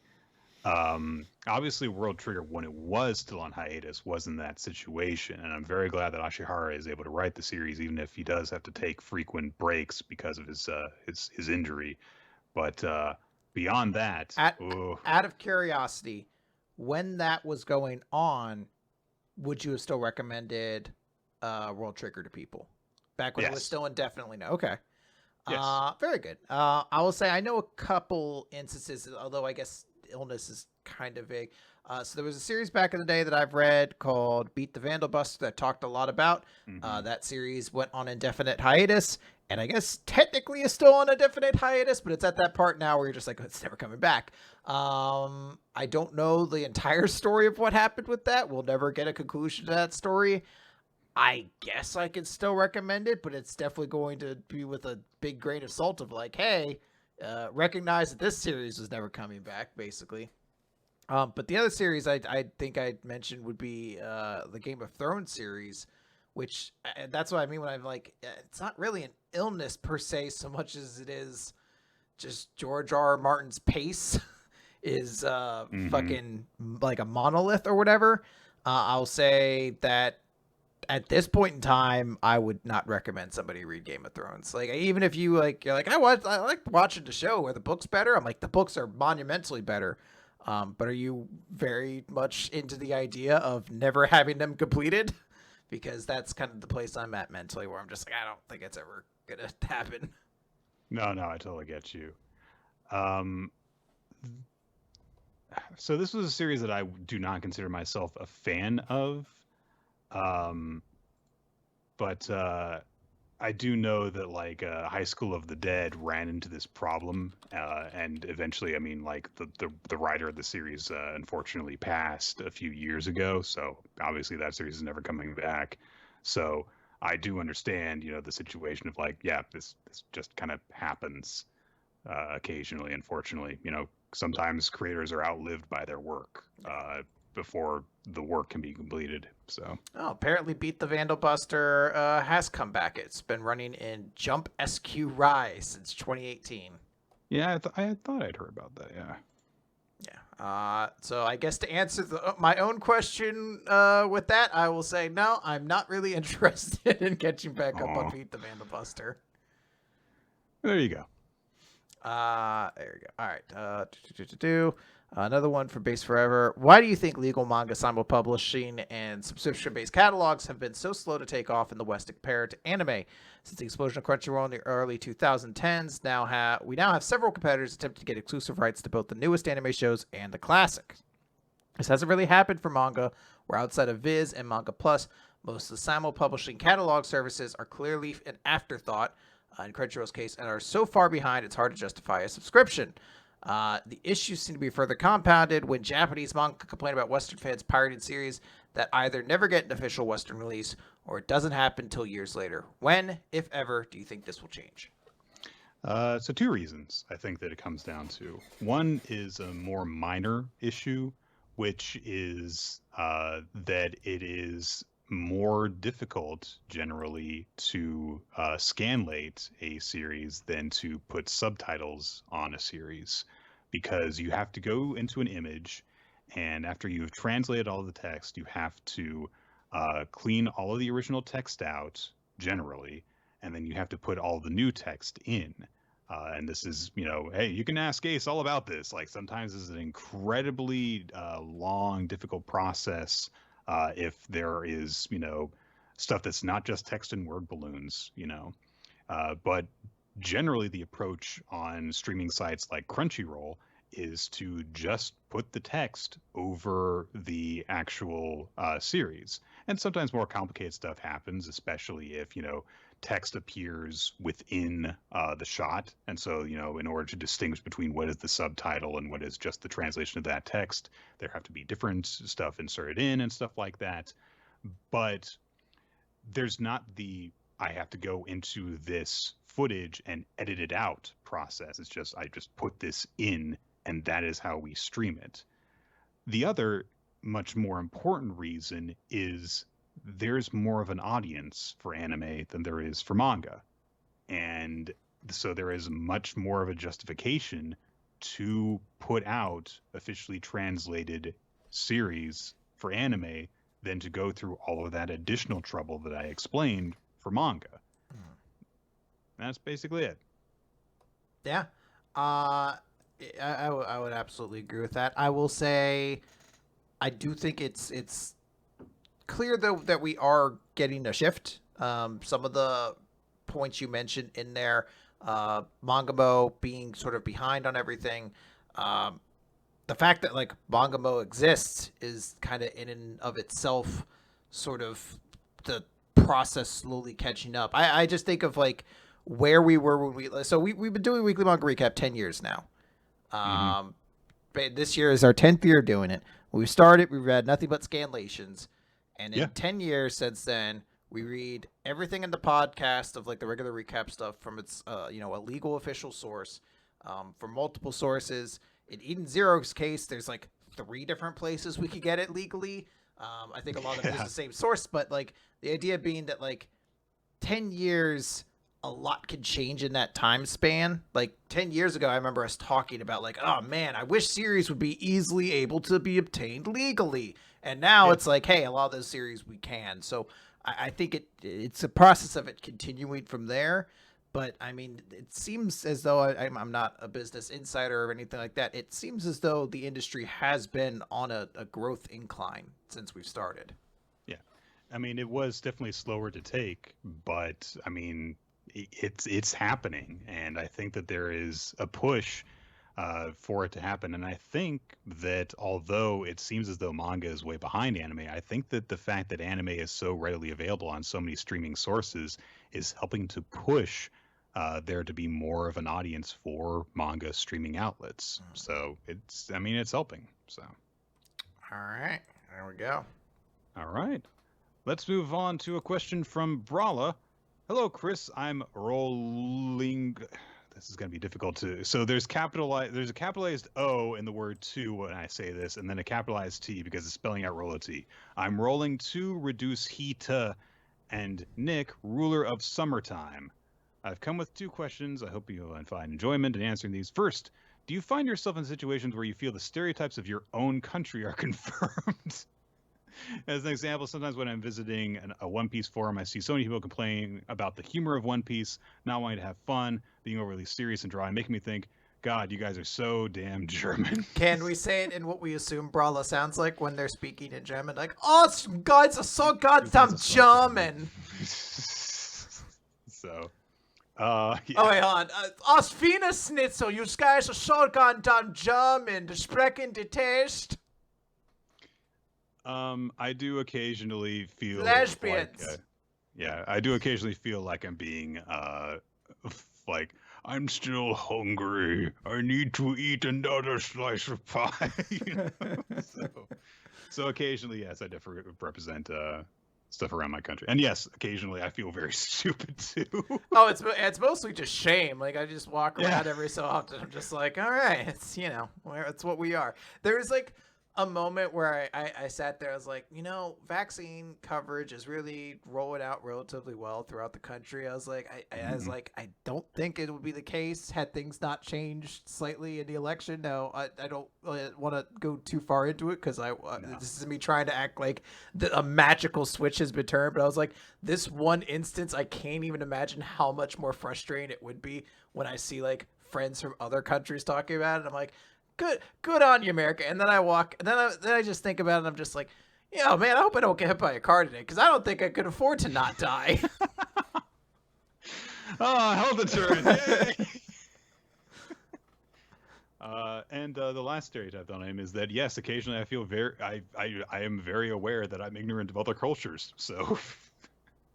I think I've got a good finger on the pulse of every culture. You just say you do everything in a voice, and you add a bunch of words around it, and everyone thinks you say something in a funny accent, and then you say a stereotype based off of the country that accent originates. And everyone loves it. It's never seen as rude, apparently. All of a sudden, I feel like we're representing another stereotype about America. Yeah, there you go. We're getting them all in. All right. Second question. What arcs in manga would you say should be presented as role models or guides for other stories? Chris once mentioned that the Zabuza arc could be considered an example of how to do an arc with its stakes, emotions, developments, and so on. Are there other arcs you would recommend for artists, regardless of the medium, that should be read and learned from? Good and bad examples are both possible.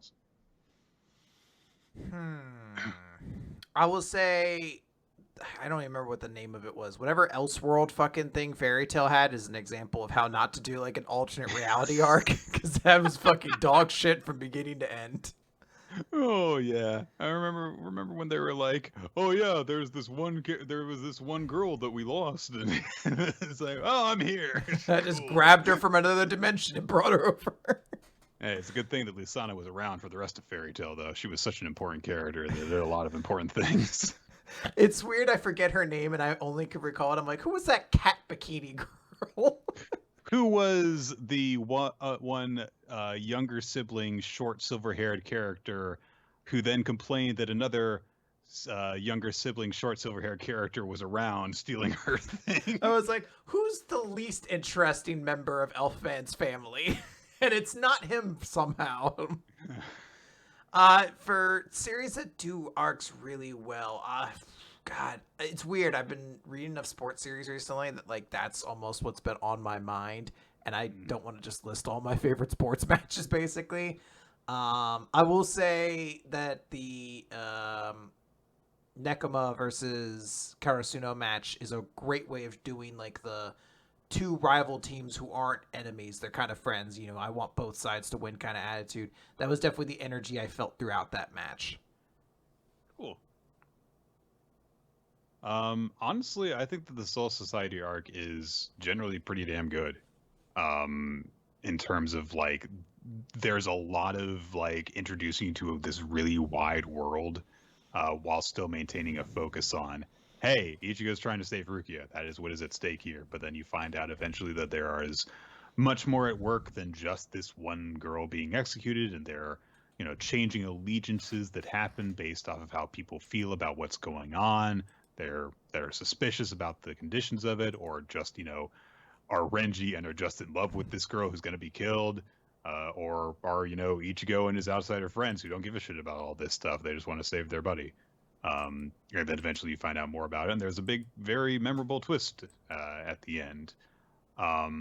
There's definitely problems with it. I think that it's because it's so involved and there's so much of it that there are, flaws you can poke into it. But I think that that's a pretty good example of like, hey, here's a very personal, here's a very like easily understandable dynamic at play, and here is us building on it to establish more of the world. So, all right. So, got a quick question here from Molder Man. Do you have a manga, show, book, or comic that you would consider comfort food, aka something you could enjoy to get over a bad day? Avatar is a great one for me. I'm not sure if I would call this specifically comfort food, but it's one that I do have a great feeling of nostalgic attachment to. There's a book series that I read when I was a preteen called The Seventh Tower, and I occasionally go back to it and reread the whole series every few years. So there you go. For a TV show, I would say The Great British Bake Off. I've intentionally not. I think I'm like 2 or 3 seasons behind now, and I've intentionally not watched them because I'm kind of saving them in case I ever find myself in a really bad place. Just be like, all right, I'm gonna go watch some Great British Bake Off. It's sort of like the inverse of my Minecraft thing, where I've told friends, I'm like, if you see me on Minecraft, you need to check up on me. That's my depression game. You don't want to see me on it. Inversely, if you see me watching Great British Bake Off, be like, okay, he's in a better place right now. He's good right there.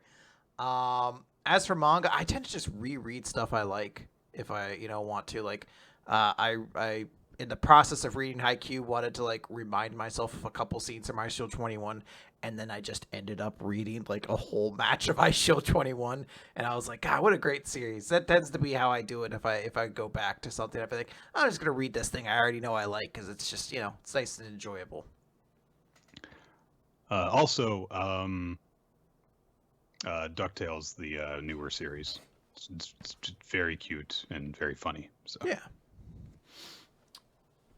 All right. From Flugel, yes? Yes. Zajaman.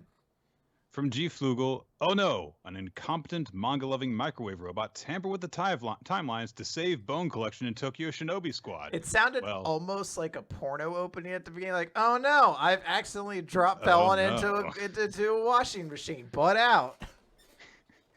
Why is that a trope? Like... I don't know. It's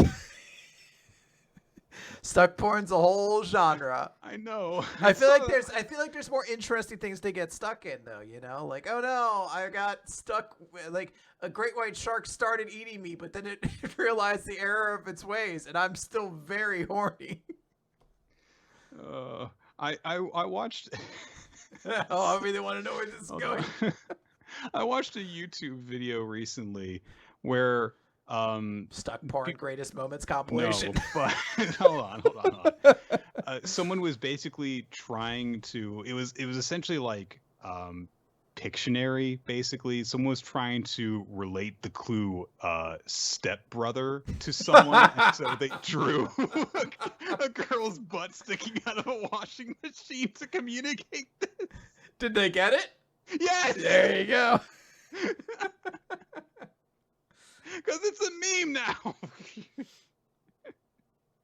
Anyway, I'm sorry for completely distracted. Oh no, don't worry about it, Nick. We are German, so we're most interested in the most pornographic things you can talk about.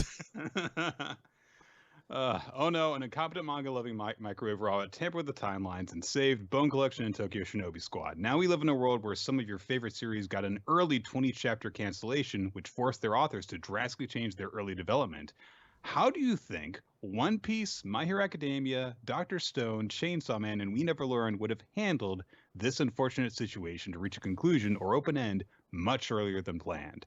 Oh, Chainsaw Man would have been flawless at that if it had ended 20 chapters earlier. It could have just cut. Oh, yeah. It could have just cut the page in half and been like the end, and everyone would have been like, "Yeah, I guess that's how Chainsaw Man ends." Deku, I'm guessing that like if things had gone really bad really early on, then we might have seen like a really minor villain show up. Deku helps the others, helps All Might and some of his classmates to capture them, and then he says like, and one day I became the world's greatest hero. We end on a very open note. He raises one fist into the air. Don't stop believing. Don't you forget about me. Starts playing somehow over the manga, and then like a bunch of credits just start rolling. And people would have been like, it was really impressive how that song just like played when I read it. Every time I open the page, it plays. It's so unnerving. We Never Learn would have ended on like shenanigans, honestly. Like there would have been. Some might argue it should have ended 20 chapters earlier than it should have. No. Oh, it's a 20 chapter. At 20 chapters, so like after 2 volumes. So. Yeah, probably just would have ended. I mean, Dr. Stone, I guess, just ends with like Senku being like, and the world. Like it could have ended on any number of the chapters that kind of end with Senku being like, and science will be the key to humanity's future, and then you point towards the stars or something like that. One Piece, I don't think could possibly have ever ended at 20 chapters. Like the thought of it seems completely like it's been around too long. I can't imagine it being canceled early. It's just like you asked me that, and it's like no, it does not compute. I can't even think. Yeah, it was like the cast leaves. 20 chapters would have been around Syrup Island, so like they beat Captain Kuro and then just get onto a boat, and then it, like a little text box in the corner says, and they had many more adventures after that. And Falcor had many more adventures with. It's just a note saying later on they would have joined with an Ace Ventura cyborg robot man powered by cola and a skeleton with an afro. Eventually, they would have met someone who nobody could agree on whether or not they were a man. Anyway, so... one day they might have met up with Moosey, the world, but that's a story for another day. Chapter 20 is when he beats Buggy. Just... Holy shit, they wouldn't even have gotten to Usopp. One Piece ends early. Oda comes back with another series in Jump. 5 chapters in, it just turns into One Piece again. It's like, ha ha! I got you, bitches. And it would have worked. All right. Another one for Base Forever. Using the 3-chapter jumpstart test, what manga in the past that you would have recapped would have been initially passed on due to a weak opening had it premiered this year? Additionally, are there any manga that were never part of the recap but you really enjoyed in the end that would have failed this test if it premiered this year? Ooh. What manga in the past that you have recapped would have been passed on due to a weak opening? I wonder if we had done Food Wars in its original run, would we have been able to get over the very fan servicey beginning? I thought that was so over the top that I actually loved it early on. Okay. World Trigger, though, was one we were not happy with early on. I think that if we had given it the 3-chapter test instead of like, oh my god, a new series is in Jump, so we have to read it, that we would have probably passed on it. Yeah.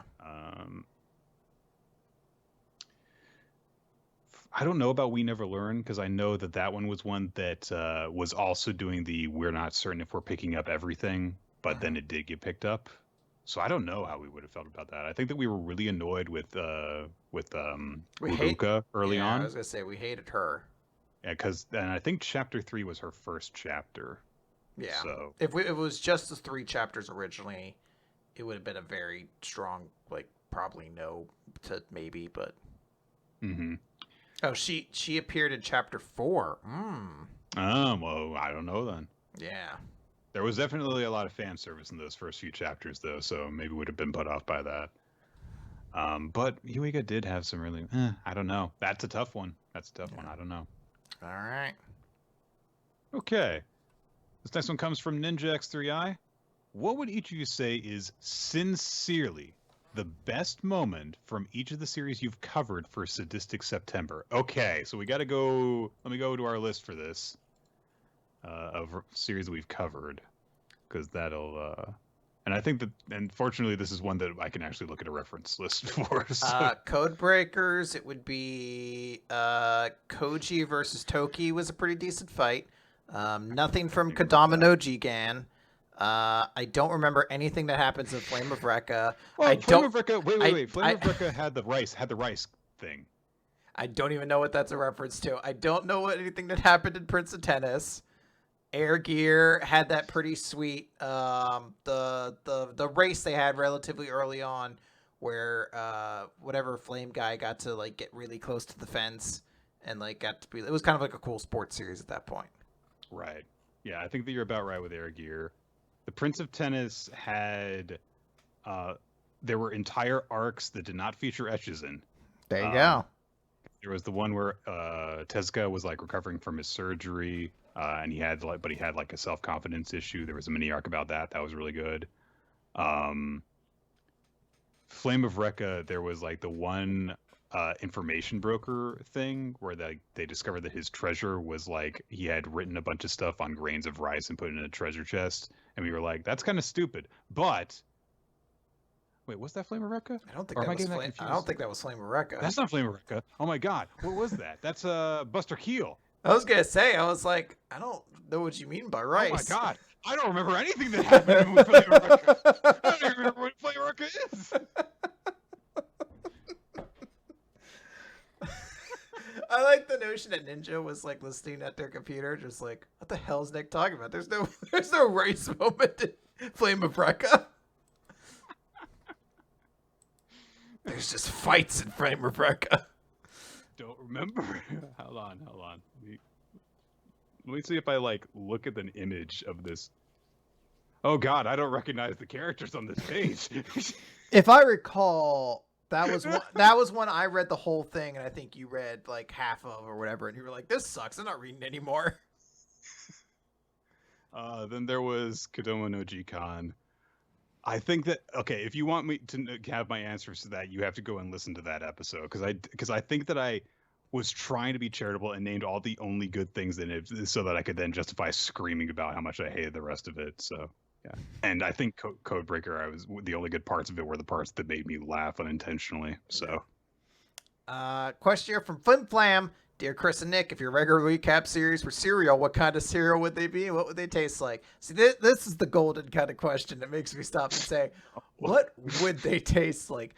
Oh, Black Clover is just a very boring, like it's like a brand crunch or something like that. You're just like, it's fine. It's cereal. It's digestible. It's breakfast, I suppose.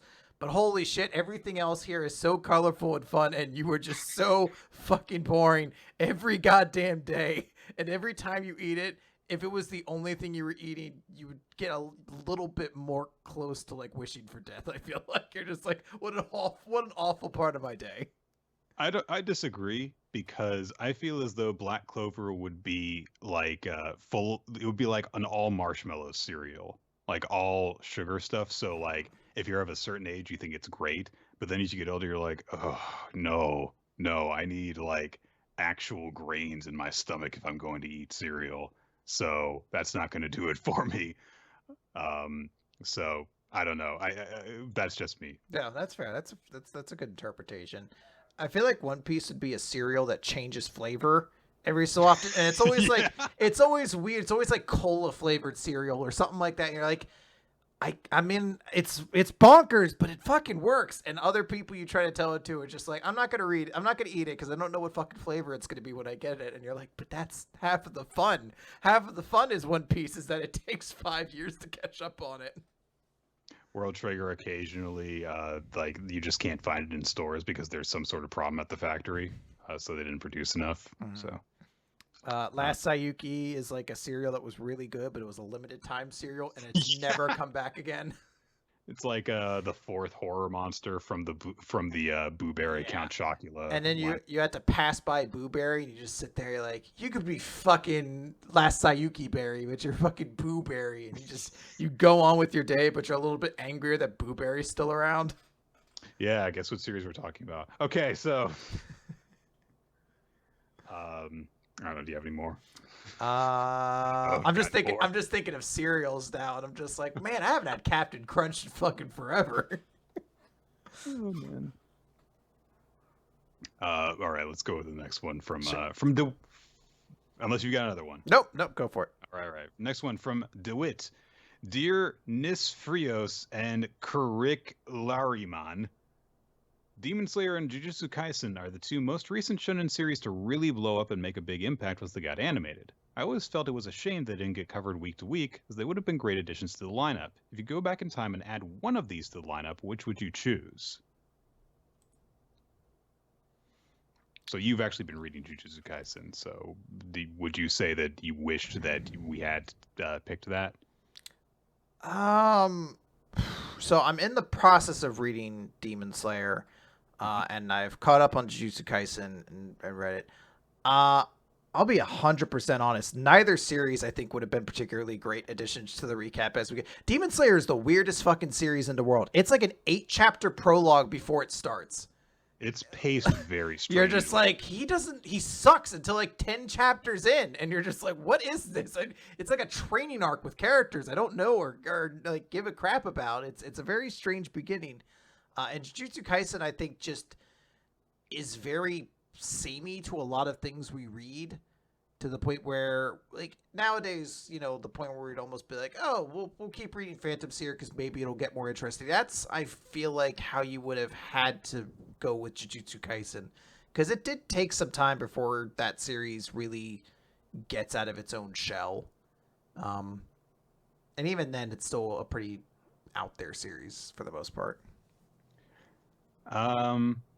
Yeah, I would say personally that I'm actually kind of glad we didn't read either of them, because I can watch the anime, which are both very good, and just enjoy it and not know exactly what's going to happen next for both of them. So yeah, I think it would have probably been fine to read Jujutsu Kaisen week to week, like 50 chapters into the series or something like that. But for a while, let me recap you guys on how Jujutsu Kaisen would have been recapped. It would have been week after week of me going, why the fuck is Mahito still not fucking dead? I fucking hate this character. All he does is show up and kill people I like and then fucking survive again somehow. I don't like it. He needs to die. I want to retroactively go back and change my list of the most hated characters in manga, because fucking Mahito should have been at least like top 3. I fucking cannot stand that guy. What was the name of that one regular kid that he corrupted and then killed? I forget his name. I don't remember anymore. Junpei or something like that, or Junpei. Yeah, I was so upset when that happened. And like, I know that's the reason. Like, it's, you know, it's on purpose that it's upsetting to you, so it's upsetting to Yuji and stuff. And it's like, yeah, but I wanted them to be friends. Fuck you. Oh my god, I fucking hate Mahito so much. Yeah, and he's annoying too, honestly. Yeah, but that's the energy I feel like the Jujutsu Kaisen recaps would have had for a while. It was just like, because no one dies in that series. Like, none of the villains die for a very, very long time. Like, I've gotten that impression. They're just too hard to kill. I was like, when what's his name? Jogo, the volcano guy, shows up and just gets fucking clown shoes stomped by Gojo, and then sticks around for like another 50 chapters. You're just like, this is ridiculous. He got fucking annihilated by Gojo, like embarrassingly annihilated, and he still survives. When they had the fight against the tree one, you know, I was like, well, this seems like, you know, the logical conclusion for her character is like, no, she's still alive. So, yeah. All right. Just shows what I know, I guess. Sucks to suck, yeah. But I think both of them are still very good series. I don't know how they necessarily would have done getting covered week to week, as both of those series had sort of strange beginnings. Even Undead Unluck, which we're about to add to the recap, had a really rough beginning that I don't know how it would have worked had we been recapping it week to week. Like, it's just one of those things. I don't know. Yes. I don't know who did the last one. I think it was you. So, from Base Forever, what is the worst story prediction or theory you've made while reading a manga that felt like a realistic way for the story to go? Was your idea better than what the series actually did? Come on, Nick. You know what yours was. So, you see, Chris, the 3 figures that are flying towards them are not actually They're all representative of his ego and Silvery. It always makes me laugh to think about it, because it's something like, wow, what a really smart thing. Because I was so sincere too. it was really out of nowhere that like it was like a moment where you're like, I feel very inspired for the level of intelligence Shimabukuro has been writing for this series, and you're like, really? Because if I look into the future, I'm gonna see that he's gonna make everybody write a cloud of poop everywhere. And there will be a gun in space for some reason. But these three villains are all very like psychological representation of Toriko's character. Meanwhile, Here's the thing. I think that I would have actually been better. It would have. That's the thing. You were absolutely right. It's just one of those things that you're like, yes, these are all deep representations of Toriko's character. And then it's like you want to zoom in on Toriko's character's head, and it's just the clapping monkey symbols thing. He's just like, what should my main dish be? Because like, there was a monster among the three of them. There was the one cook who had the history with Setsuno, I think. And then there was a third one that I don't even remember what they looked like. There was the old lady, there was a Nomu, and then there was something that kind of looked like an evil Toriko, but I can't even remember who they were at this point. So she was the only actual character among the three of them, basically. Yeah. Okay. I'm sure I've had plenty of really bad story predictions. I just don't remember many of them. I'm sure if you go back and listen to it, people have probably taken note of them. I'm sure. Might have been something along the lines of One Piece at some point or another. Yeah. Although I've embarrassed myself on One Piece too. Where I was like, it's Mr. Tour. I was like, no, it's Sabo, Nick.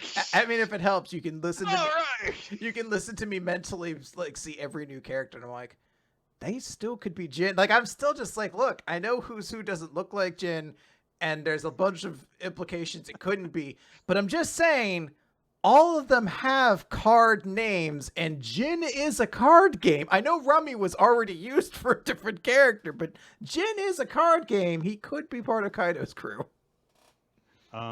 Speaking of One Piece characters, this morning the results of that huge popularity poll came out. I don't know if you've gotten a chance to take a peek at it. Yeah, I mean, I took a peek in it as much as I kind of find interest in popularity polls. It was a One Piece popularity poll that I feel like got a lot of attention for the fact like every country will vote.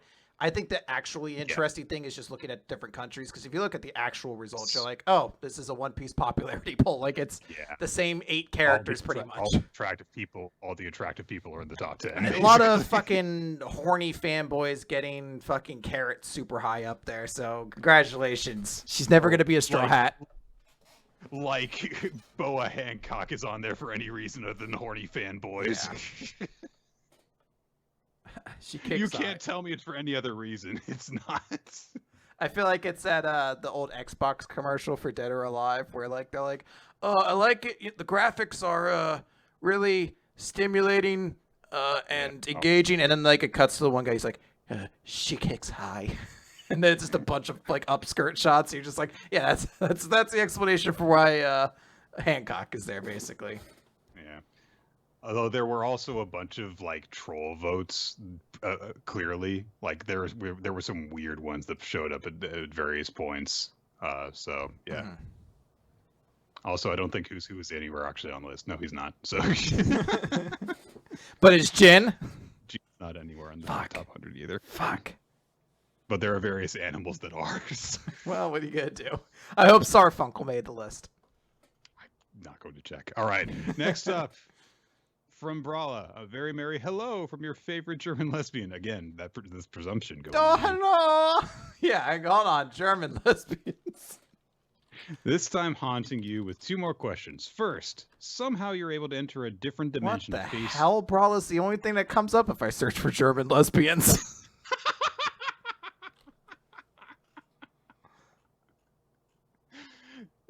First question, somehow you're able to enter a different dimension to face your other selves from that dimension. But oh no, the difference of that dimension to yours is that your counterparts have the most obnoxious manga opinions. What would be the worst hot takes coming from your own mouths meeting your interdimensional doppelgangers? God, hot take. I feel like, I don't know why I'd be so irrationally angry if I met my doppelganger and they were just like, oh man, Promised Neverland just got better and better as it went along. Yeah. Something like that. You're just like, oh, fuck you. oh yeah, the Prince of Tennis is great, but you really need to read new Prince of Tennis for all the best stuff. You want to know what I was really excited for? That they never paid off Kakai teaching Jumanji all of his hand techniques. I didn't want to see it. I just wanted to see less of. I just wanted to see less of everything in that final match. I was really appreciative of that. Oh man, I'm so glad that Gal turned into an underdog in that match against the USA. You know what I really think was a smart decision? Replacing all of our fan favorite characters, but making sure a new character was just as strong as every other lineman we've ever seen in the series. That was a really good call. Oh, I'm so glad that this one random middle schooler showed up to be an offensive lineman. Yeah. Give me shudders. Oh, you know what? I'm glad that Kareem never got to do anything in that match. I hate women. You're like, oh wow, this is really hot takes from Alt Nick. Women should just have their boobs out in manga. Never do anything important. Suddenly you realize, like, oh, they don't just have bad manga opinions; they have bad all opinions. This is what happens when you allow your actual social views to influence your opinions of entertainment too. Yeah. All right. Second question. At this point in time, you've had the opportunity to interact with your fans and Discord over Among Us. What new insights over us gave you these experiences? Do you guys see your fans with new eyes by now? A little bit different because of Discord. Yes, we've made jokes about this on the podcast before. Yes, definitely.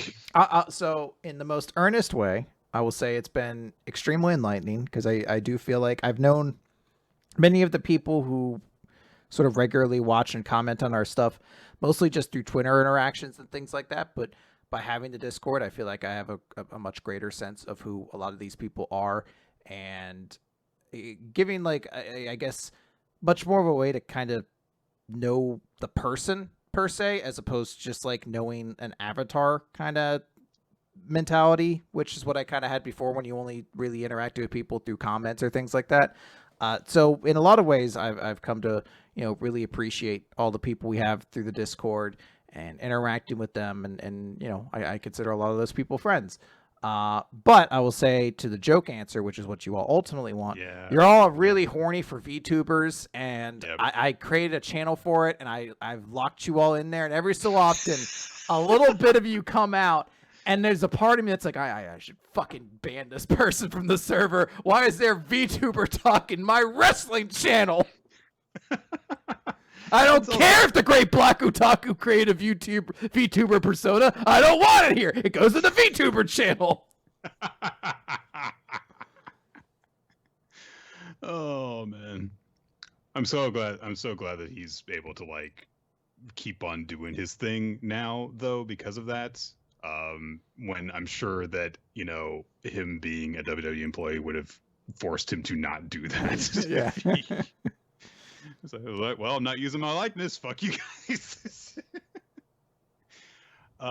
Anyway, yeah, and I appreciate, being able to interact with you guys on a more live basis, not necessarily when we're using voice chat, but like if I'm able to actually have a chat over like the latest manga chapter and stuff, and actually type something and have a response come up, as opposed to the more stilted conversations you have to have on Twitter, if at all. So all right, y'all are really horny, seriously. Yeah, so. It's ridiculous. You're the not safe for work channel. It's overfilled. All right, question from Ota. I don't have a funny name, so let's just get to the questions. First question, which two characters from My Hero would make the coolest quirk if they had a baby, assuming gender and sexuality are no issue? Essentially, let's eugenics the best crazy character. Yeah. Let's play Fire Emblem and make the most broken character we can. Let's both be Endeavor in this situation. Come on. Okay. First thing I do is I hit my wife, and then I get a big redemption storyline.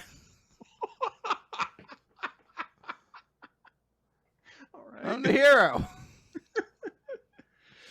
Okay. What's a good like attack style quirk or something like that? Oh, you know what? I've got it. Tokoyami and Bakugo. So he sends out his Dark Shadow and it explodes stuff remotely. That's pretty fucking ridiculous. Oh man, I feel like it has to be something combined with Bakugo. Oh man. I mean, I almost feel like Sero and Bakugo would be pretty cool. I was going to say bondage tape. I meant, I don't know what word I was. Explosion tape. But I don't know why I think I was thinking bandage, which still doesn't make sense. You're like, I guess I belong in the NSF. Oh no! Ah! I get stuck in. It's like the scene from Superman 2 where they're floating through the Phantom Zone. It's like, oh, I'm trapped in the horny. Okay, so explosive tape and explosive shadow. Awesome. Yeah. All right. Question 2. Best and worst name for a technique that you could think of. Toto's Boogie Woogie reminded me of this, not telling which side it falls into. Oh, I can't think of like a legitimate answer, just one that's popping into my head, which is that one of Mirio's attack names is Phantom Menace, which is great. That is a great name. Yeah, I can't. Honestly, for whatever reason, I'm drawing a blank on anything else right now. I'm trying to. All right, so let me best names. I'm trying to go through like One Piece names, and none of them. What the fuck is Chopper's thing? Like Sakura theme, but it doesn't even. Chopper's techniques always were the lamest. I'm trying to think who had like the best one for all of them.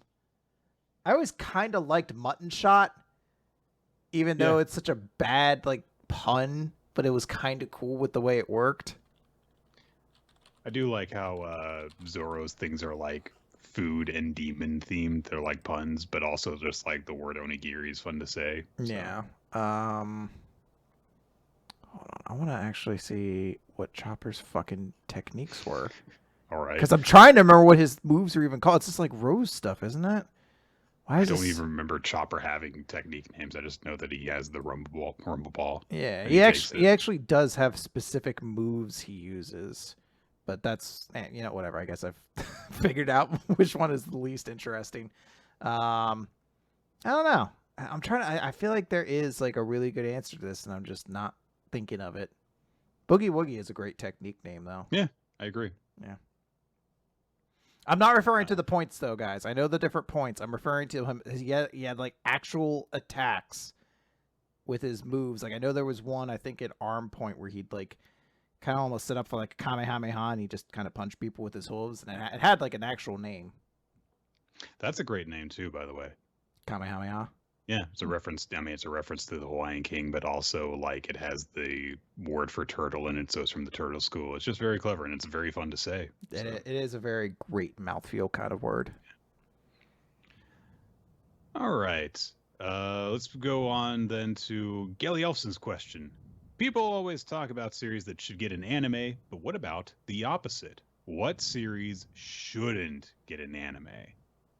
And then there's the inverse, series that have anime but really should not. Oh, well, I for that last one, it still boggles my mind that Redo the Healer has an anime. It's every time I hear about that series, I'm like, this sounds like something that should just be like a thing you'd read on the internet. Like it's mind-boggling to me that it's being presented for public consumption, essentially. Like I don't think it should be. Based off what I hear about it. So this is a little bit of an odd one. It's going to sound like me being the anti-Kubo, anti-Bleach guy again, but I do think it's weird that Burn the Witch got picked up to be an OVA before its first before it actually, was a full-on manga series and it just had the one-shot out. Like, that's weird to me. That, like, if it does not see, like it really was just like, we're selling this on Kubo's name, and that's kind of it. Stuff that does not currently have an anime that absolutely should not have it. Sakamoto Days shouldn't get an anime. Should not get an anime. No. Okay. Strong feelings. Witch Watch. Okay, so you're saying they shouldn't get it because they're too recent. Oh, okay. I thought it was because they were too recent. But you're just no, wait. I'm actually gonna forgive both of those. Hardboiled Cop and Dolphin. Good God, please no. I almost would want to see how they could do Hard-Boiled Cop and Dolphin as an anime, because that series cannot keep a consistent tone for very long. So it'd be like a series where it's like action chapter, cute, cuddly, fun chapter, boob joke chapter, character just lost their leg, and then you fight Spike Spiegel. Okay. They did. He's like a Marlin or something like that, but it's very clearly Spike Spiegel.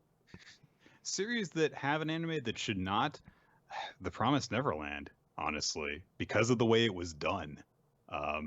Because like it honestly, like that show should have ended after its first season. Like it should have just been like, and they escaped and you never find out what happens, because they wrapped everything up after that point in one season and everyone was like, what the hell is this? But also the original manga story that is based on goes downhill from that point anyway. So that's kind of a half answer. I think that, the part of the story that's in the first season is like, that's the best part of it. So of course that deserves to be an anime, but just don't do anything after that, or just have an entirely original thing that goes on in a different direction from there. One Piece. Let's end the One Piece anime. Okay. Done. All right. Nailed it. Right. From Supernova RX. Hello, Rolo, Vito, and the big champion, Chris. Yeah. And Nick, the one Shonen Jump likes to see suffer. Ooh, apparently. That seems to be very cruel. Yeah. Okay. First question. What magic food would you eat to get powers, and which power would that be? What? What magic food would you eat to get powers, Nick? Can it be any food? I would like to eat a Nestle 100 grand bar, and it lets me control space and time. There's no limits, right? But I feel like I'm going to lose my opportunity here because it's such a surprising question in the way it's raised. Nick, eat any food, you get any power you want. Go. What? What magic food do you eat to get the powers? And what power would that be? Go. Magic food exists? You don't get. All right, you lost your power, Nick. You don't get anything now. Oh, can I at least eat the food? No. In fact, we're taking the food out of your house. They No. snap their I fingers. paid for that. Did it at least go to someone needy? No, right into the magic garble dispenser. Eat it in front of you. Your tasted food sucks. They complain the whole time. Get some fun cereal. Buttered spaghetti. All right, what power would you get? I don't know. There you go. It's decisiveness. That's the power you get. Second question. You're stuck on an island. Sea creatures all around, but stuck with a bunch of jump characters of your choosing to help you escape. Who will they be? But here's the rules. You can only pick one main protagonist, and you must have a bad option, and only using the series available at the time of posting, and you have a week to escape. So I guess we have to pick someone who we really want, then someone who fucks everything up. From the series that are currently running. Yeah. Like we can only have one protagonist. Like I could pick Senku, who could probably help us invent an airplane, but I also have to like pick fucking I'm like, who's the most destructive, obnoxious character in Jump?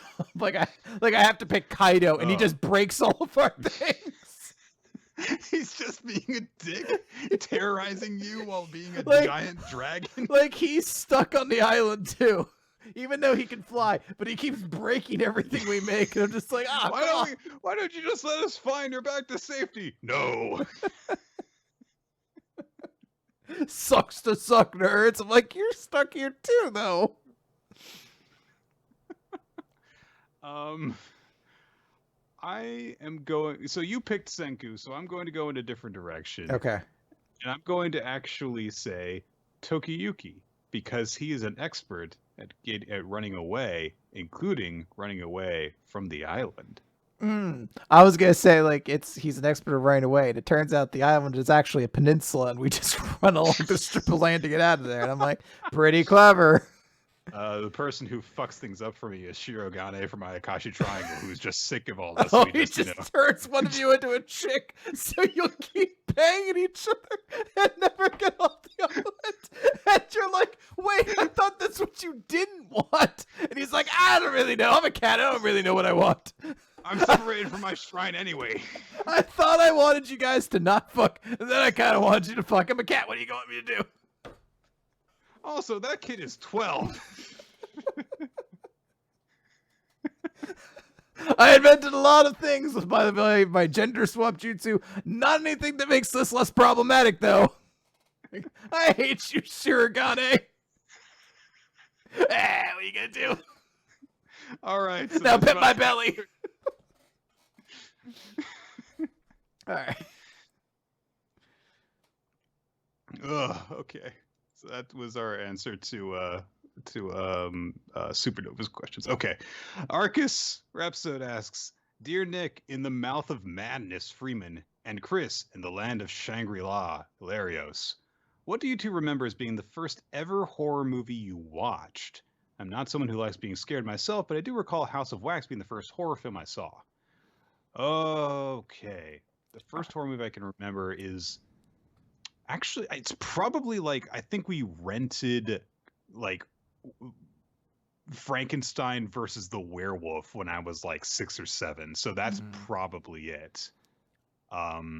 I'm sure that I've seen like, there might have been like an earlier one, but that's the first one that would be classified as horror.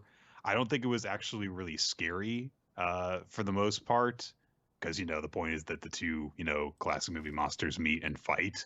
But that is a horror movie technically. So I think the first time I ever saw any real significant part of a horror movie was, I want to say it was Child's Play 2.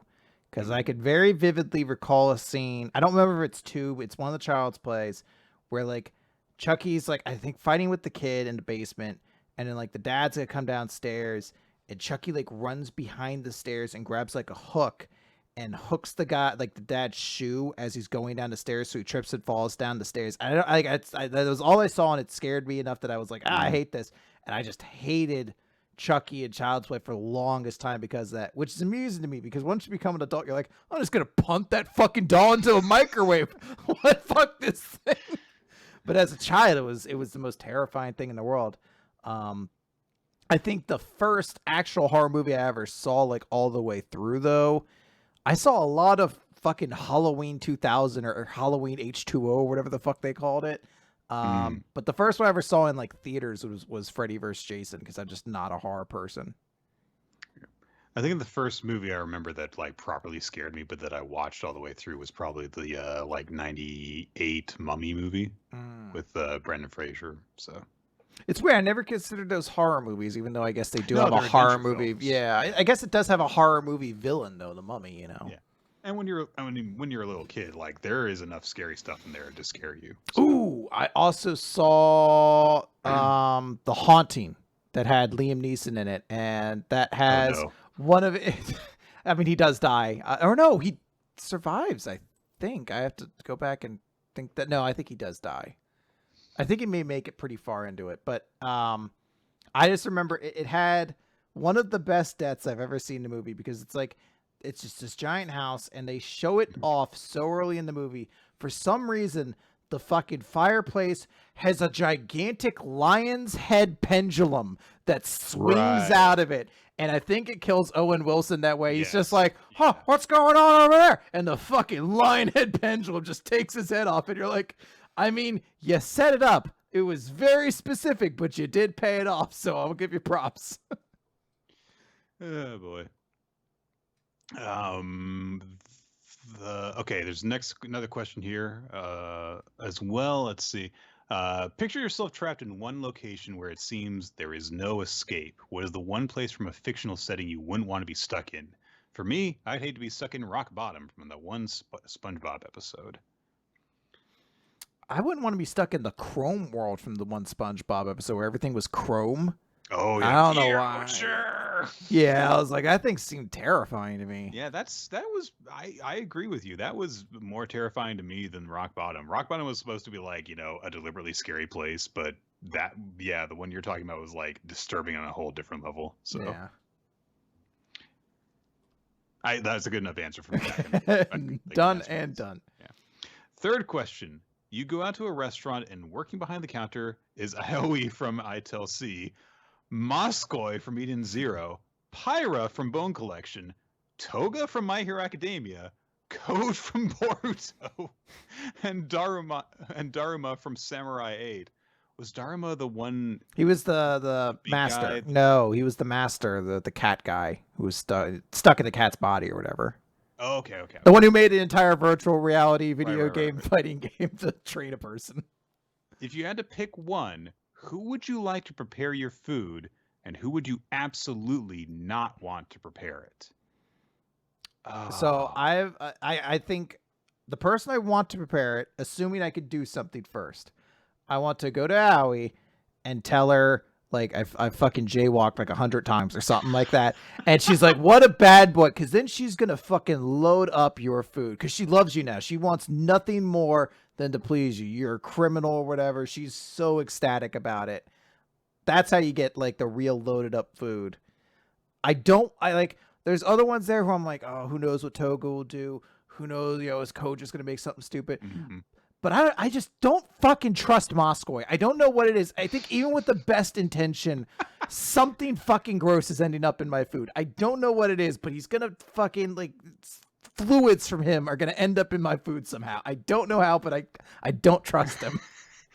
So I am actually going to go the opposite route from you because I think that I would probably go with Moskoy because I feel as though he would be the one with like the least, he wouldn't try and do anything to you deliberately, and he would and of the ones that would not try to do anything to you deliberately, he would probably do the best job. I just get that impression from him because I don't think that Dharma knows how to cook, and I don't think that Iaoi would want to cook for you unless you were a horrible criminal, and I would never be able to actually pull off what you're suggesting. The one I don't want to at all approach is very close between Code and this person, but I'm going to go with Pyra from Bone Collection because you don't want any of her attention. She will do something horrible to you. So. All right, that's fair.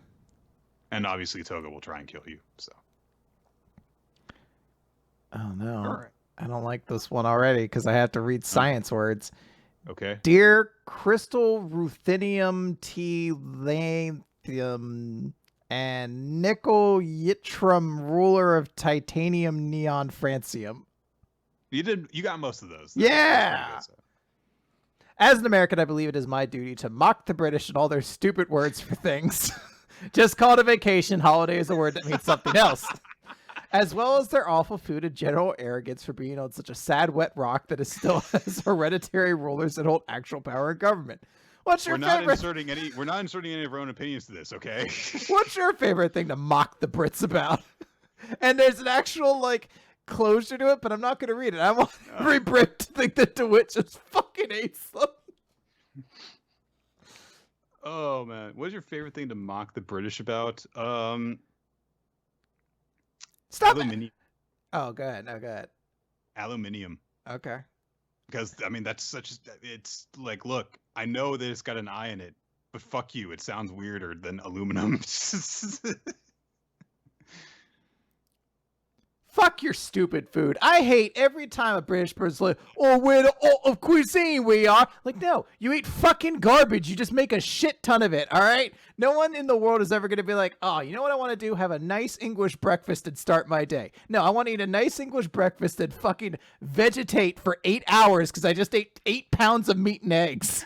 Like, all right, look, you eat fucking eel pie. Your shit's gross, okay? It's just gross. You live on an island. There's nothing cool that gets sent to you, so you make fucking gold out of garbage, but it's still garbage gold, all right? I'm still eating garbage. Oh, boy. Okay. And your heads are too big. Boom. I don't know what that means. Okay, so... This next question comes to us from Lazarus. Dear, hi, Dr. Nick. And holy shit, there's actually a Simpsons character named Chris. First question is mostly for Chris. Nick's state has had the honor of being the setting of a JoJo part, with landmarks like Disney World serving as battlegrounds. So let's imagine there is a JoJo part set in Pennsylvania. What wacky adventures can we expect to be encountered by our main character, pronounced the J's as Y's, Johan Jolton, a Lancaster County farmer and user of the stand Amish Paradise? That's a very good one. Wacky adventures. So one villain that I have to go up against is Fuel, which is a Harrisburg band. And they attack with using Hemorrhages, which is their only good song, but it makes your brain explode. So they have to be a bad guy that you beat very quickly, basically. Otherwise, they're pretty bad. You don't want to deal with them. Outside of that, it would just have to be a bunch of like Philly references. So I don't know. I guess you fight Garbodor the Pokemon like 16 times, and then the series ends. I started to suggest like, well, what about Bon Jovi? And then I was like, no, he's not from there. He just owned an arena football team there. Well, let me think. Let me see famous Pennsylvania musicians, because I feel like there are some that I'm forgetting. Oh, Taylor Swift's from Pennsylvania. So you get it, Taylor Swift. Boys to Men, but they did that already. So we bring him back. Bring back the dude who does rock paper scissors battles. Mac Miller, don't know who that is. I know the name, but I don't know anything else. Joan Jett is apparently from PA. Oh, love Joan Jett. Yeah.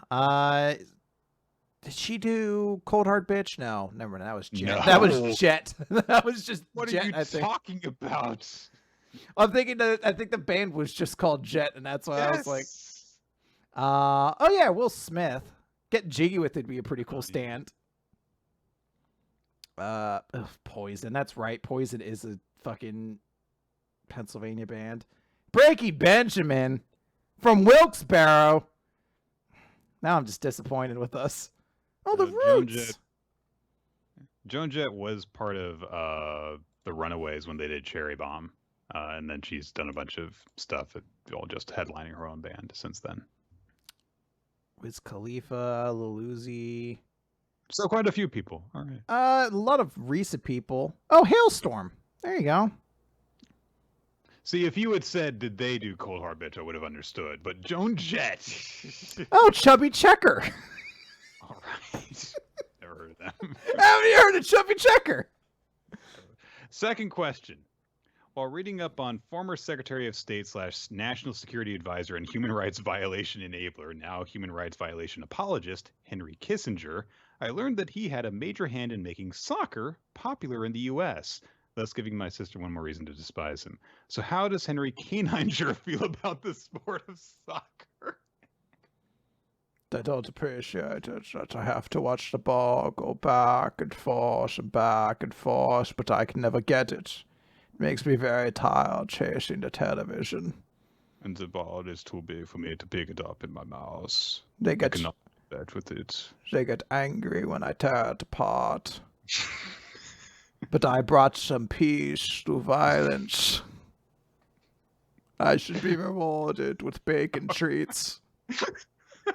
And rubs on my tom-tom. All right. Third question. With the internet finally catching on to the horridness of J.K. Rowling's views, it's been pointed out that the descriptions and behavior of the character Rita Skeeter come off as an offensive portrayal of a trans woman. My question is, has the reveal of a mangaka's personal actions or opinions put the details of a previously read manga in a new light? I don't mean this in a general case of I get uncomfortable reading Rurouni Kenshin Arachnage because of the author, but rather, oh, this part of Rurouni Kenshin Arachnage is kind of telling now. I realize this isn't the most pleasant topic to discuss, so don't wear yourselves out on it if you don't feel like it. So, to name one of the examples you named there, it does cast the fact that they played up the bond between an older director and a younger actress when you know what the writer was doing. It definitely does affect that. To go outside of that, nothing really comes to mind because I don't know of a whole lot of mangaka having weird bad stuff come out. I mean, I know the reputation of Attack on Titan, but that's not an experience I've had personally. So, I think anytime there's definitely stuff I look back at a different kind of attitude. I'll definitely at some point in life have to re-examine all of One Piece to sort of reevaluate the way that be a man and things like that are kind of addressed throughout the series, recognizing that Oda has had some kind of odd friendships over the years and things like that.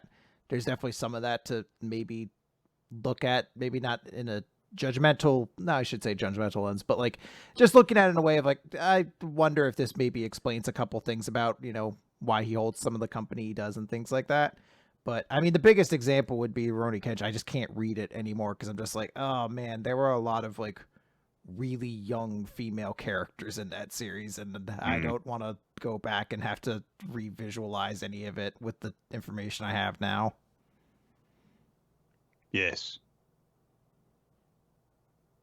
Okay, so I don't know, moving on from there. Finally, as you requested in the episode, Dabi is Toya. If the cast of all your regular series were in an 80s slasher film, fuck yeah, who would live? Oh, I'm so excited for it. All right. So should we do this like if each series was a slasher film, who would be the last survivor? Or I think we could do it with a lot of different ways. So I think the easiest way to do it is just if all the series were characters in an 80s slasher film, who's living? One Piece is living? One Piece is not living because One Piece is like the stoner dude. Like it's having too much fun with itself. It doesn't take the situation serious. It's like, what are you talking about? There's no way an axe murderer is right behind me and then fucking axe through the penis. Just bam, just right there. And he's, whoa! And then they're dead. My Hero Academia wouldn't make it because they would try to be like, what was it? Was it Exhibit who fought Michael Myers? Oh. I think it was. Yeah. But they wouldn't survive like he did. Yeah, he tries to show him down. Like, let's go, bitch. Let's take this. And then fucking axe through the penis. Dr. Stone would be, like the nerd character. Like, oh, let's figure this out and do research and stuff. And they would get close to saving the day, but then they would get killed before, at the worst possible moment. Mm-hmm. Black Clover is the fucking dumb bitch from the first Scream movie who thought she'd escape through the house via the pet door and the garage door. Like, you fucking deserve to die. Like, you can't possibly have thought that was a great idea. Like, the moment you got halfway through, you're like, I shouldn't have done that. I'm gonna die. I'm just done. Magu-chan would try and see the good in the heart of the killer. And we just cut away from the scene when this happens, so you don't know if they actually died or not, but you never see them in the rest of the film. So but you can't actually show them being killed off because it would be too gross and horrible to happen to such an innocent character. I would argue Magu-chan's the only one that survives. Because I was gonna say the elusive samurai. Oh, just because it keeps running. It gets in the car, just drives off. So you never see them again, but you're like, they got out of there. They leave in Act 1. They just drive out of town. That's where in fucking Axe Penis Murderer 2, it opens with a crashed car, and someone's like, "What? How did it happen?" And then there's an axe through Elusive Samurai's penis, and they're like, "That son of a bitch ain't dead, and he's coming for everyone who survived." Like, Elusive Samurai is the one who leaves in Act 1, and they're like, "Oh, they abandoned us. Did they really get away?" And then when the cops show up at the very end, they're the one who went and got the police. That's the best moment in Get Out. You really are terrified for a moment. And then you find out there's an alternate ending where it actually was the police and they arrest the guy, and you're like, oh my God. People who post that are like, I like this ending better. And it's like, I noticed that you're white. Like, you're saying that. ITEL-C is the mess. ITEL-C would be a horrible enabler. Get him! I tripped him! Yes, now we can be together. I greased her shoes. Get her! Oh man, it covers almost everything. And Nine Balls Dragon Parade died at the start. You're just like, oh, it had such potential. Me and Roboco, you never find out what happens to them. They're just like, I don't know, maybe they died. I don't know though. Well, me and Roboco are the fucking. It's the dude from Lady in the Water, the writer who narrates their own death, because they're like, I'm so meta-aware and smart that I can't possibly die. At this point, I'll be gracefully saved before I inevitably make my fucking just axe through the penis out of nowhere. High school family looks like they're gonna make it through the film, and then I show up in the movie and shoot them. I don't know what happens to Ayakashi Triangle though. It dies. It's too busy fucking and being horny the whole time. It's What happens to? What about Mashal?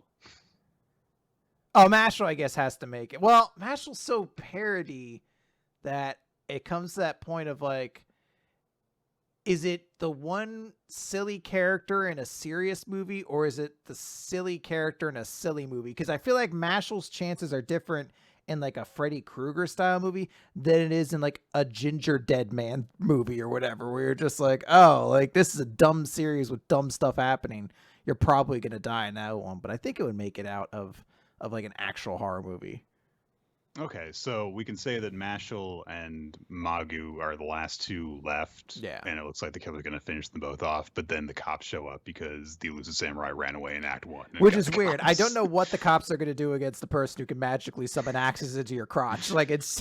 I don't know what you do, but, you know. I don't know.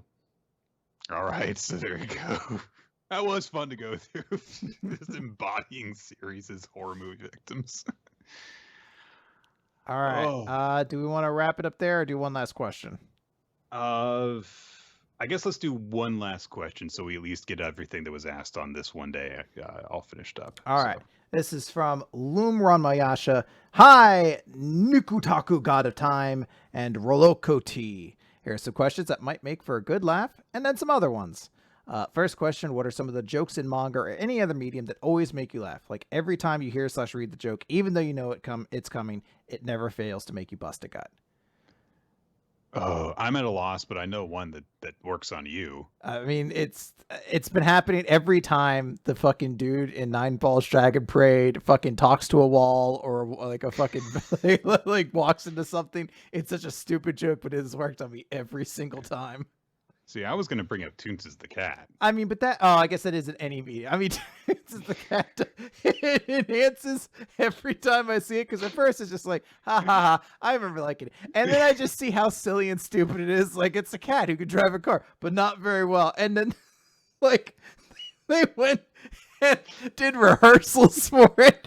They went and like pitched it to a room, knowing how fucking ruthless like Saturday Night Live writing rooms were at the time, and how much scrutiny there was that someone was like, yeah, it's a cat who can drive a car, but not very well. And Lorne Michaels was like, yes, go with it.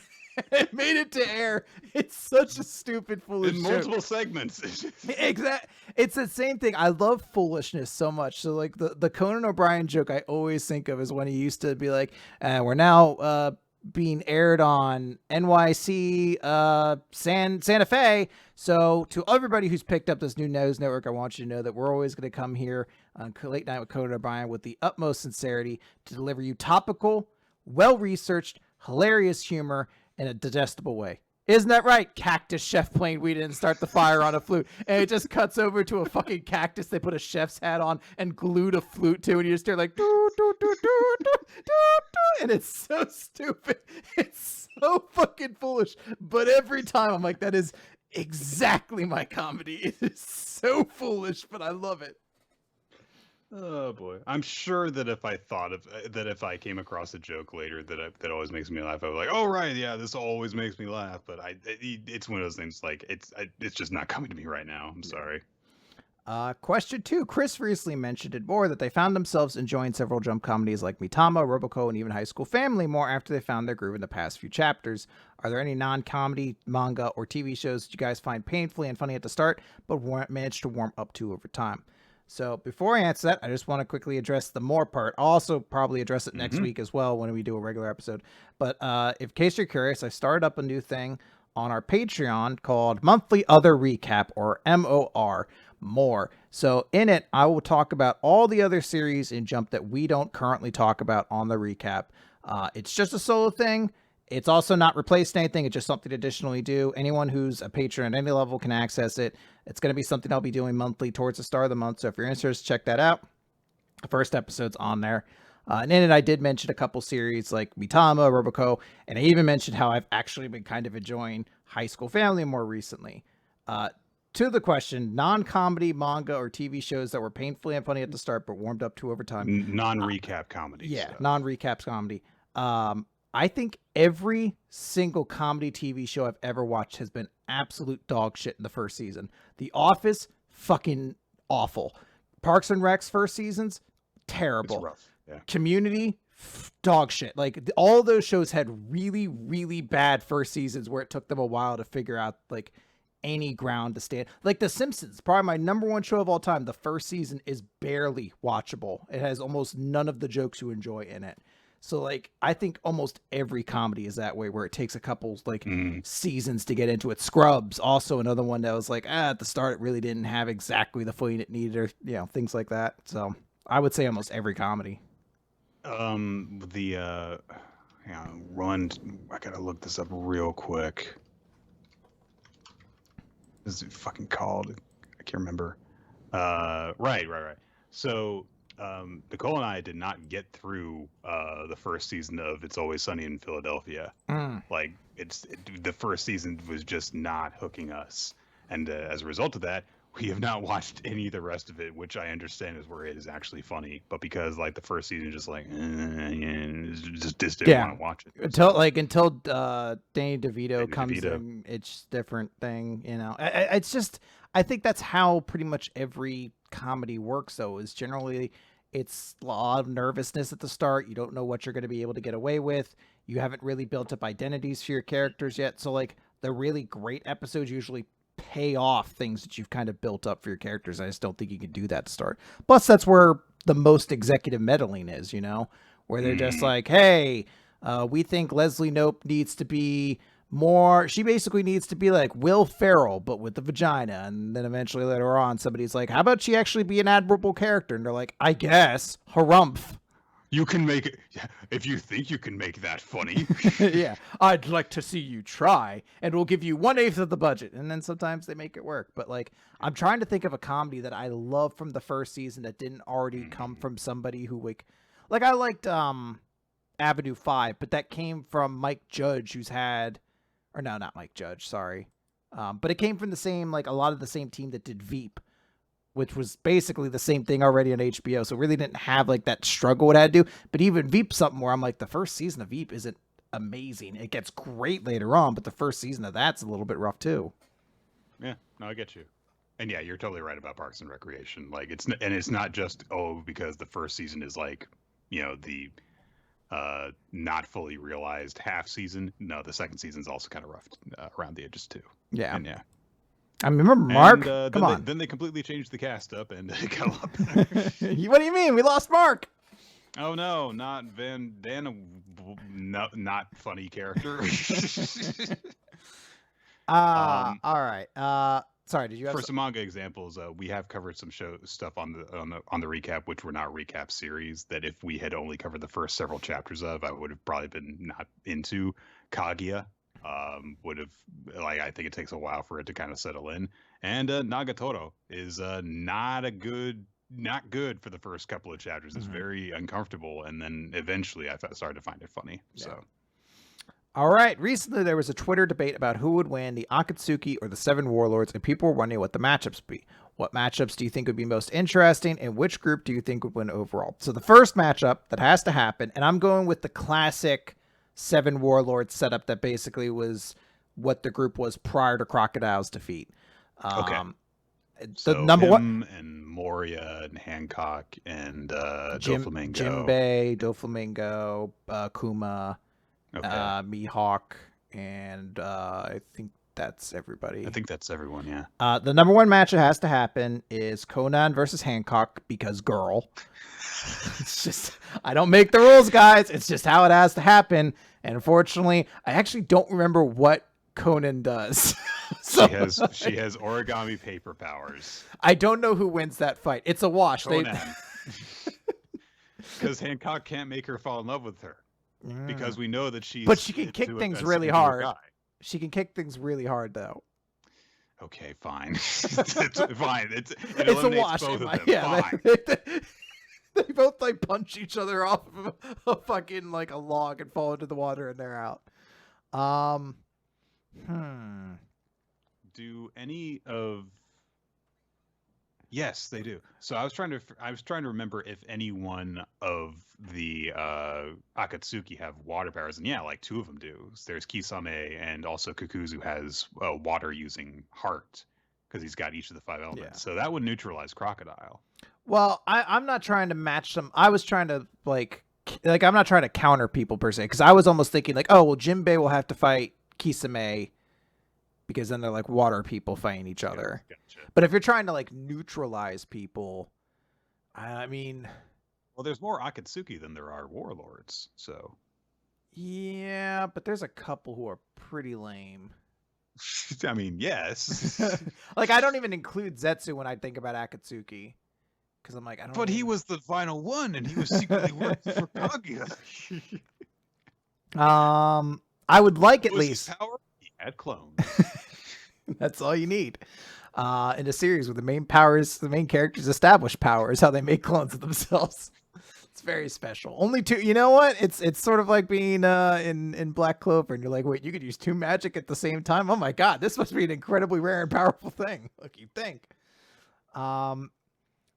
Because I almost think it'd be kind of interesting to see like Moria against like Hidan, I guess, because it's a shadow person against somebody who was, I guess, defeated by shadows in another universe. But like, how would it go? I feel like the answer is gonna be Akatsuki because Naruto's power basis is on a little bit of a higher scale than One Piece's, at least at that time. Mm-hmm. Like One Piece's later on, when Blackbeard gets involved, probably shifts the scale. Although they do have Kuma, who's just fucking broken. And might honestly be the number. He could just like teleport everyone away. Yeah, I was gonna say he could just crush them one by one. Yeah, that might be the only thing that kind of separates. Although Pain's kind of crazy broken if he has all of his like 7 fucking zombie things or whatever. But then I guess Doflamingo can fucking enslave an entire country with his power at once and turn everyone to zombies. So that kind of counteracts that. I feel like if we were measuring the 7 warlords by the power level that they had demonstrated at the time that they were the 7 warlords, then we would probably give it to the Akatsuki. But if we get to like the end of One Piece and then we know how powerful all 7 of them actually were, then we would probably give it to them. Yeah, that feels like a good way of phrasing it. Just because like each of the ones that have stuck around have remained important to some degree or another. And some of them we've probably seen the limits of their power, but we definitely haven't seen the limits of all of their powers. So, question 4, you guys mentioned in your favorite anime openings podcast that you guys' list would change if asked 2 weeks later. Well, it's been much longer than that, so have there been any updates or additions you'd like to make to your favorite opening list if you made them now? I'd imagine there would be. I can't think of them off the top of my head. But there's definitely some that I've been listening to a lot more. I suppose that's a list we could end up updating at some point, though. 10 more favorite anime openings. Yeah. The one I'll name for it right now is that because the season recently aired, the last season of Dr. Stone had a very catchy, cool opening. So yeah. And number 5, similarly, what are your guys' favorite anime endings? And I'd hate to end on a non-answer, but I think that's actually a list we're considering for a future top 10. So I don't think it would be prudent of us to give all of that away now.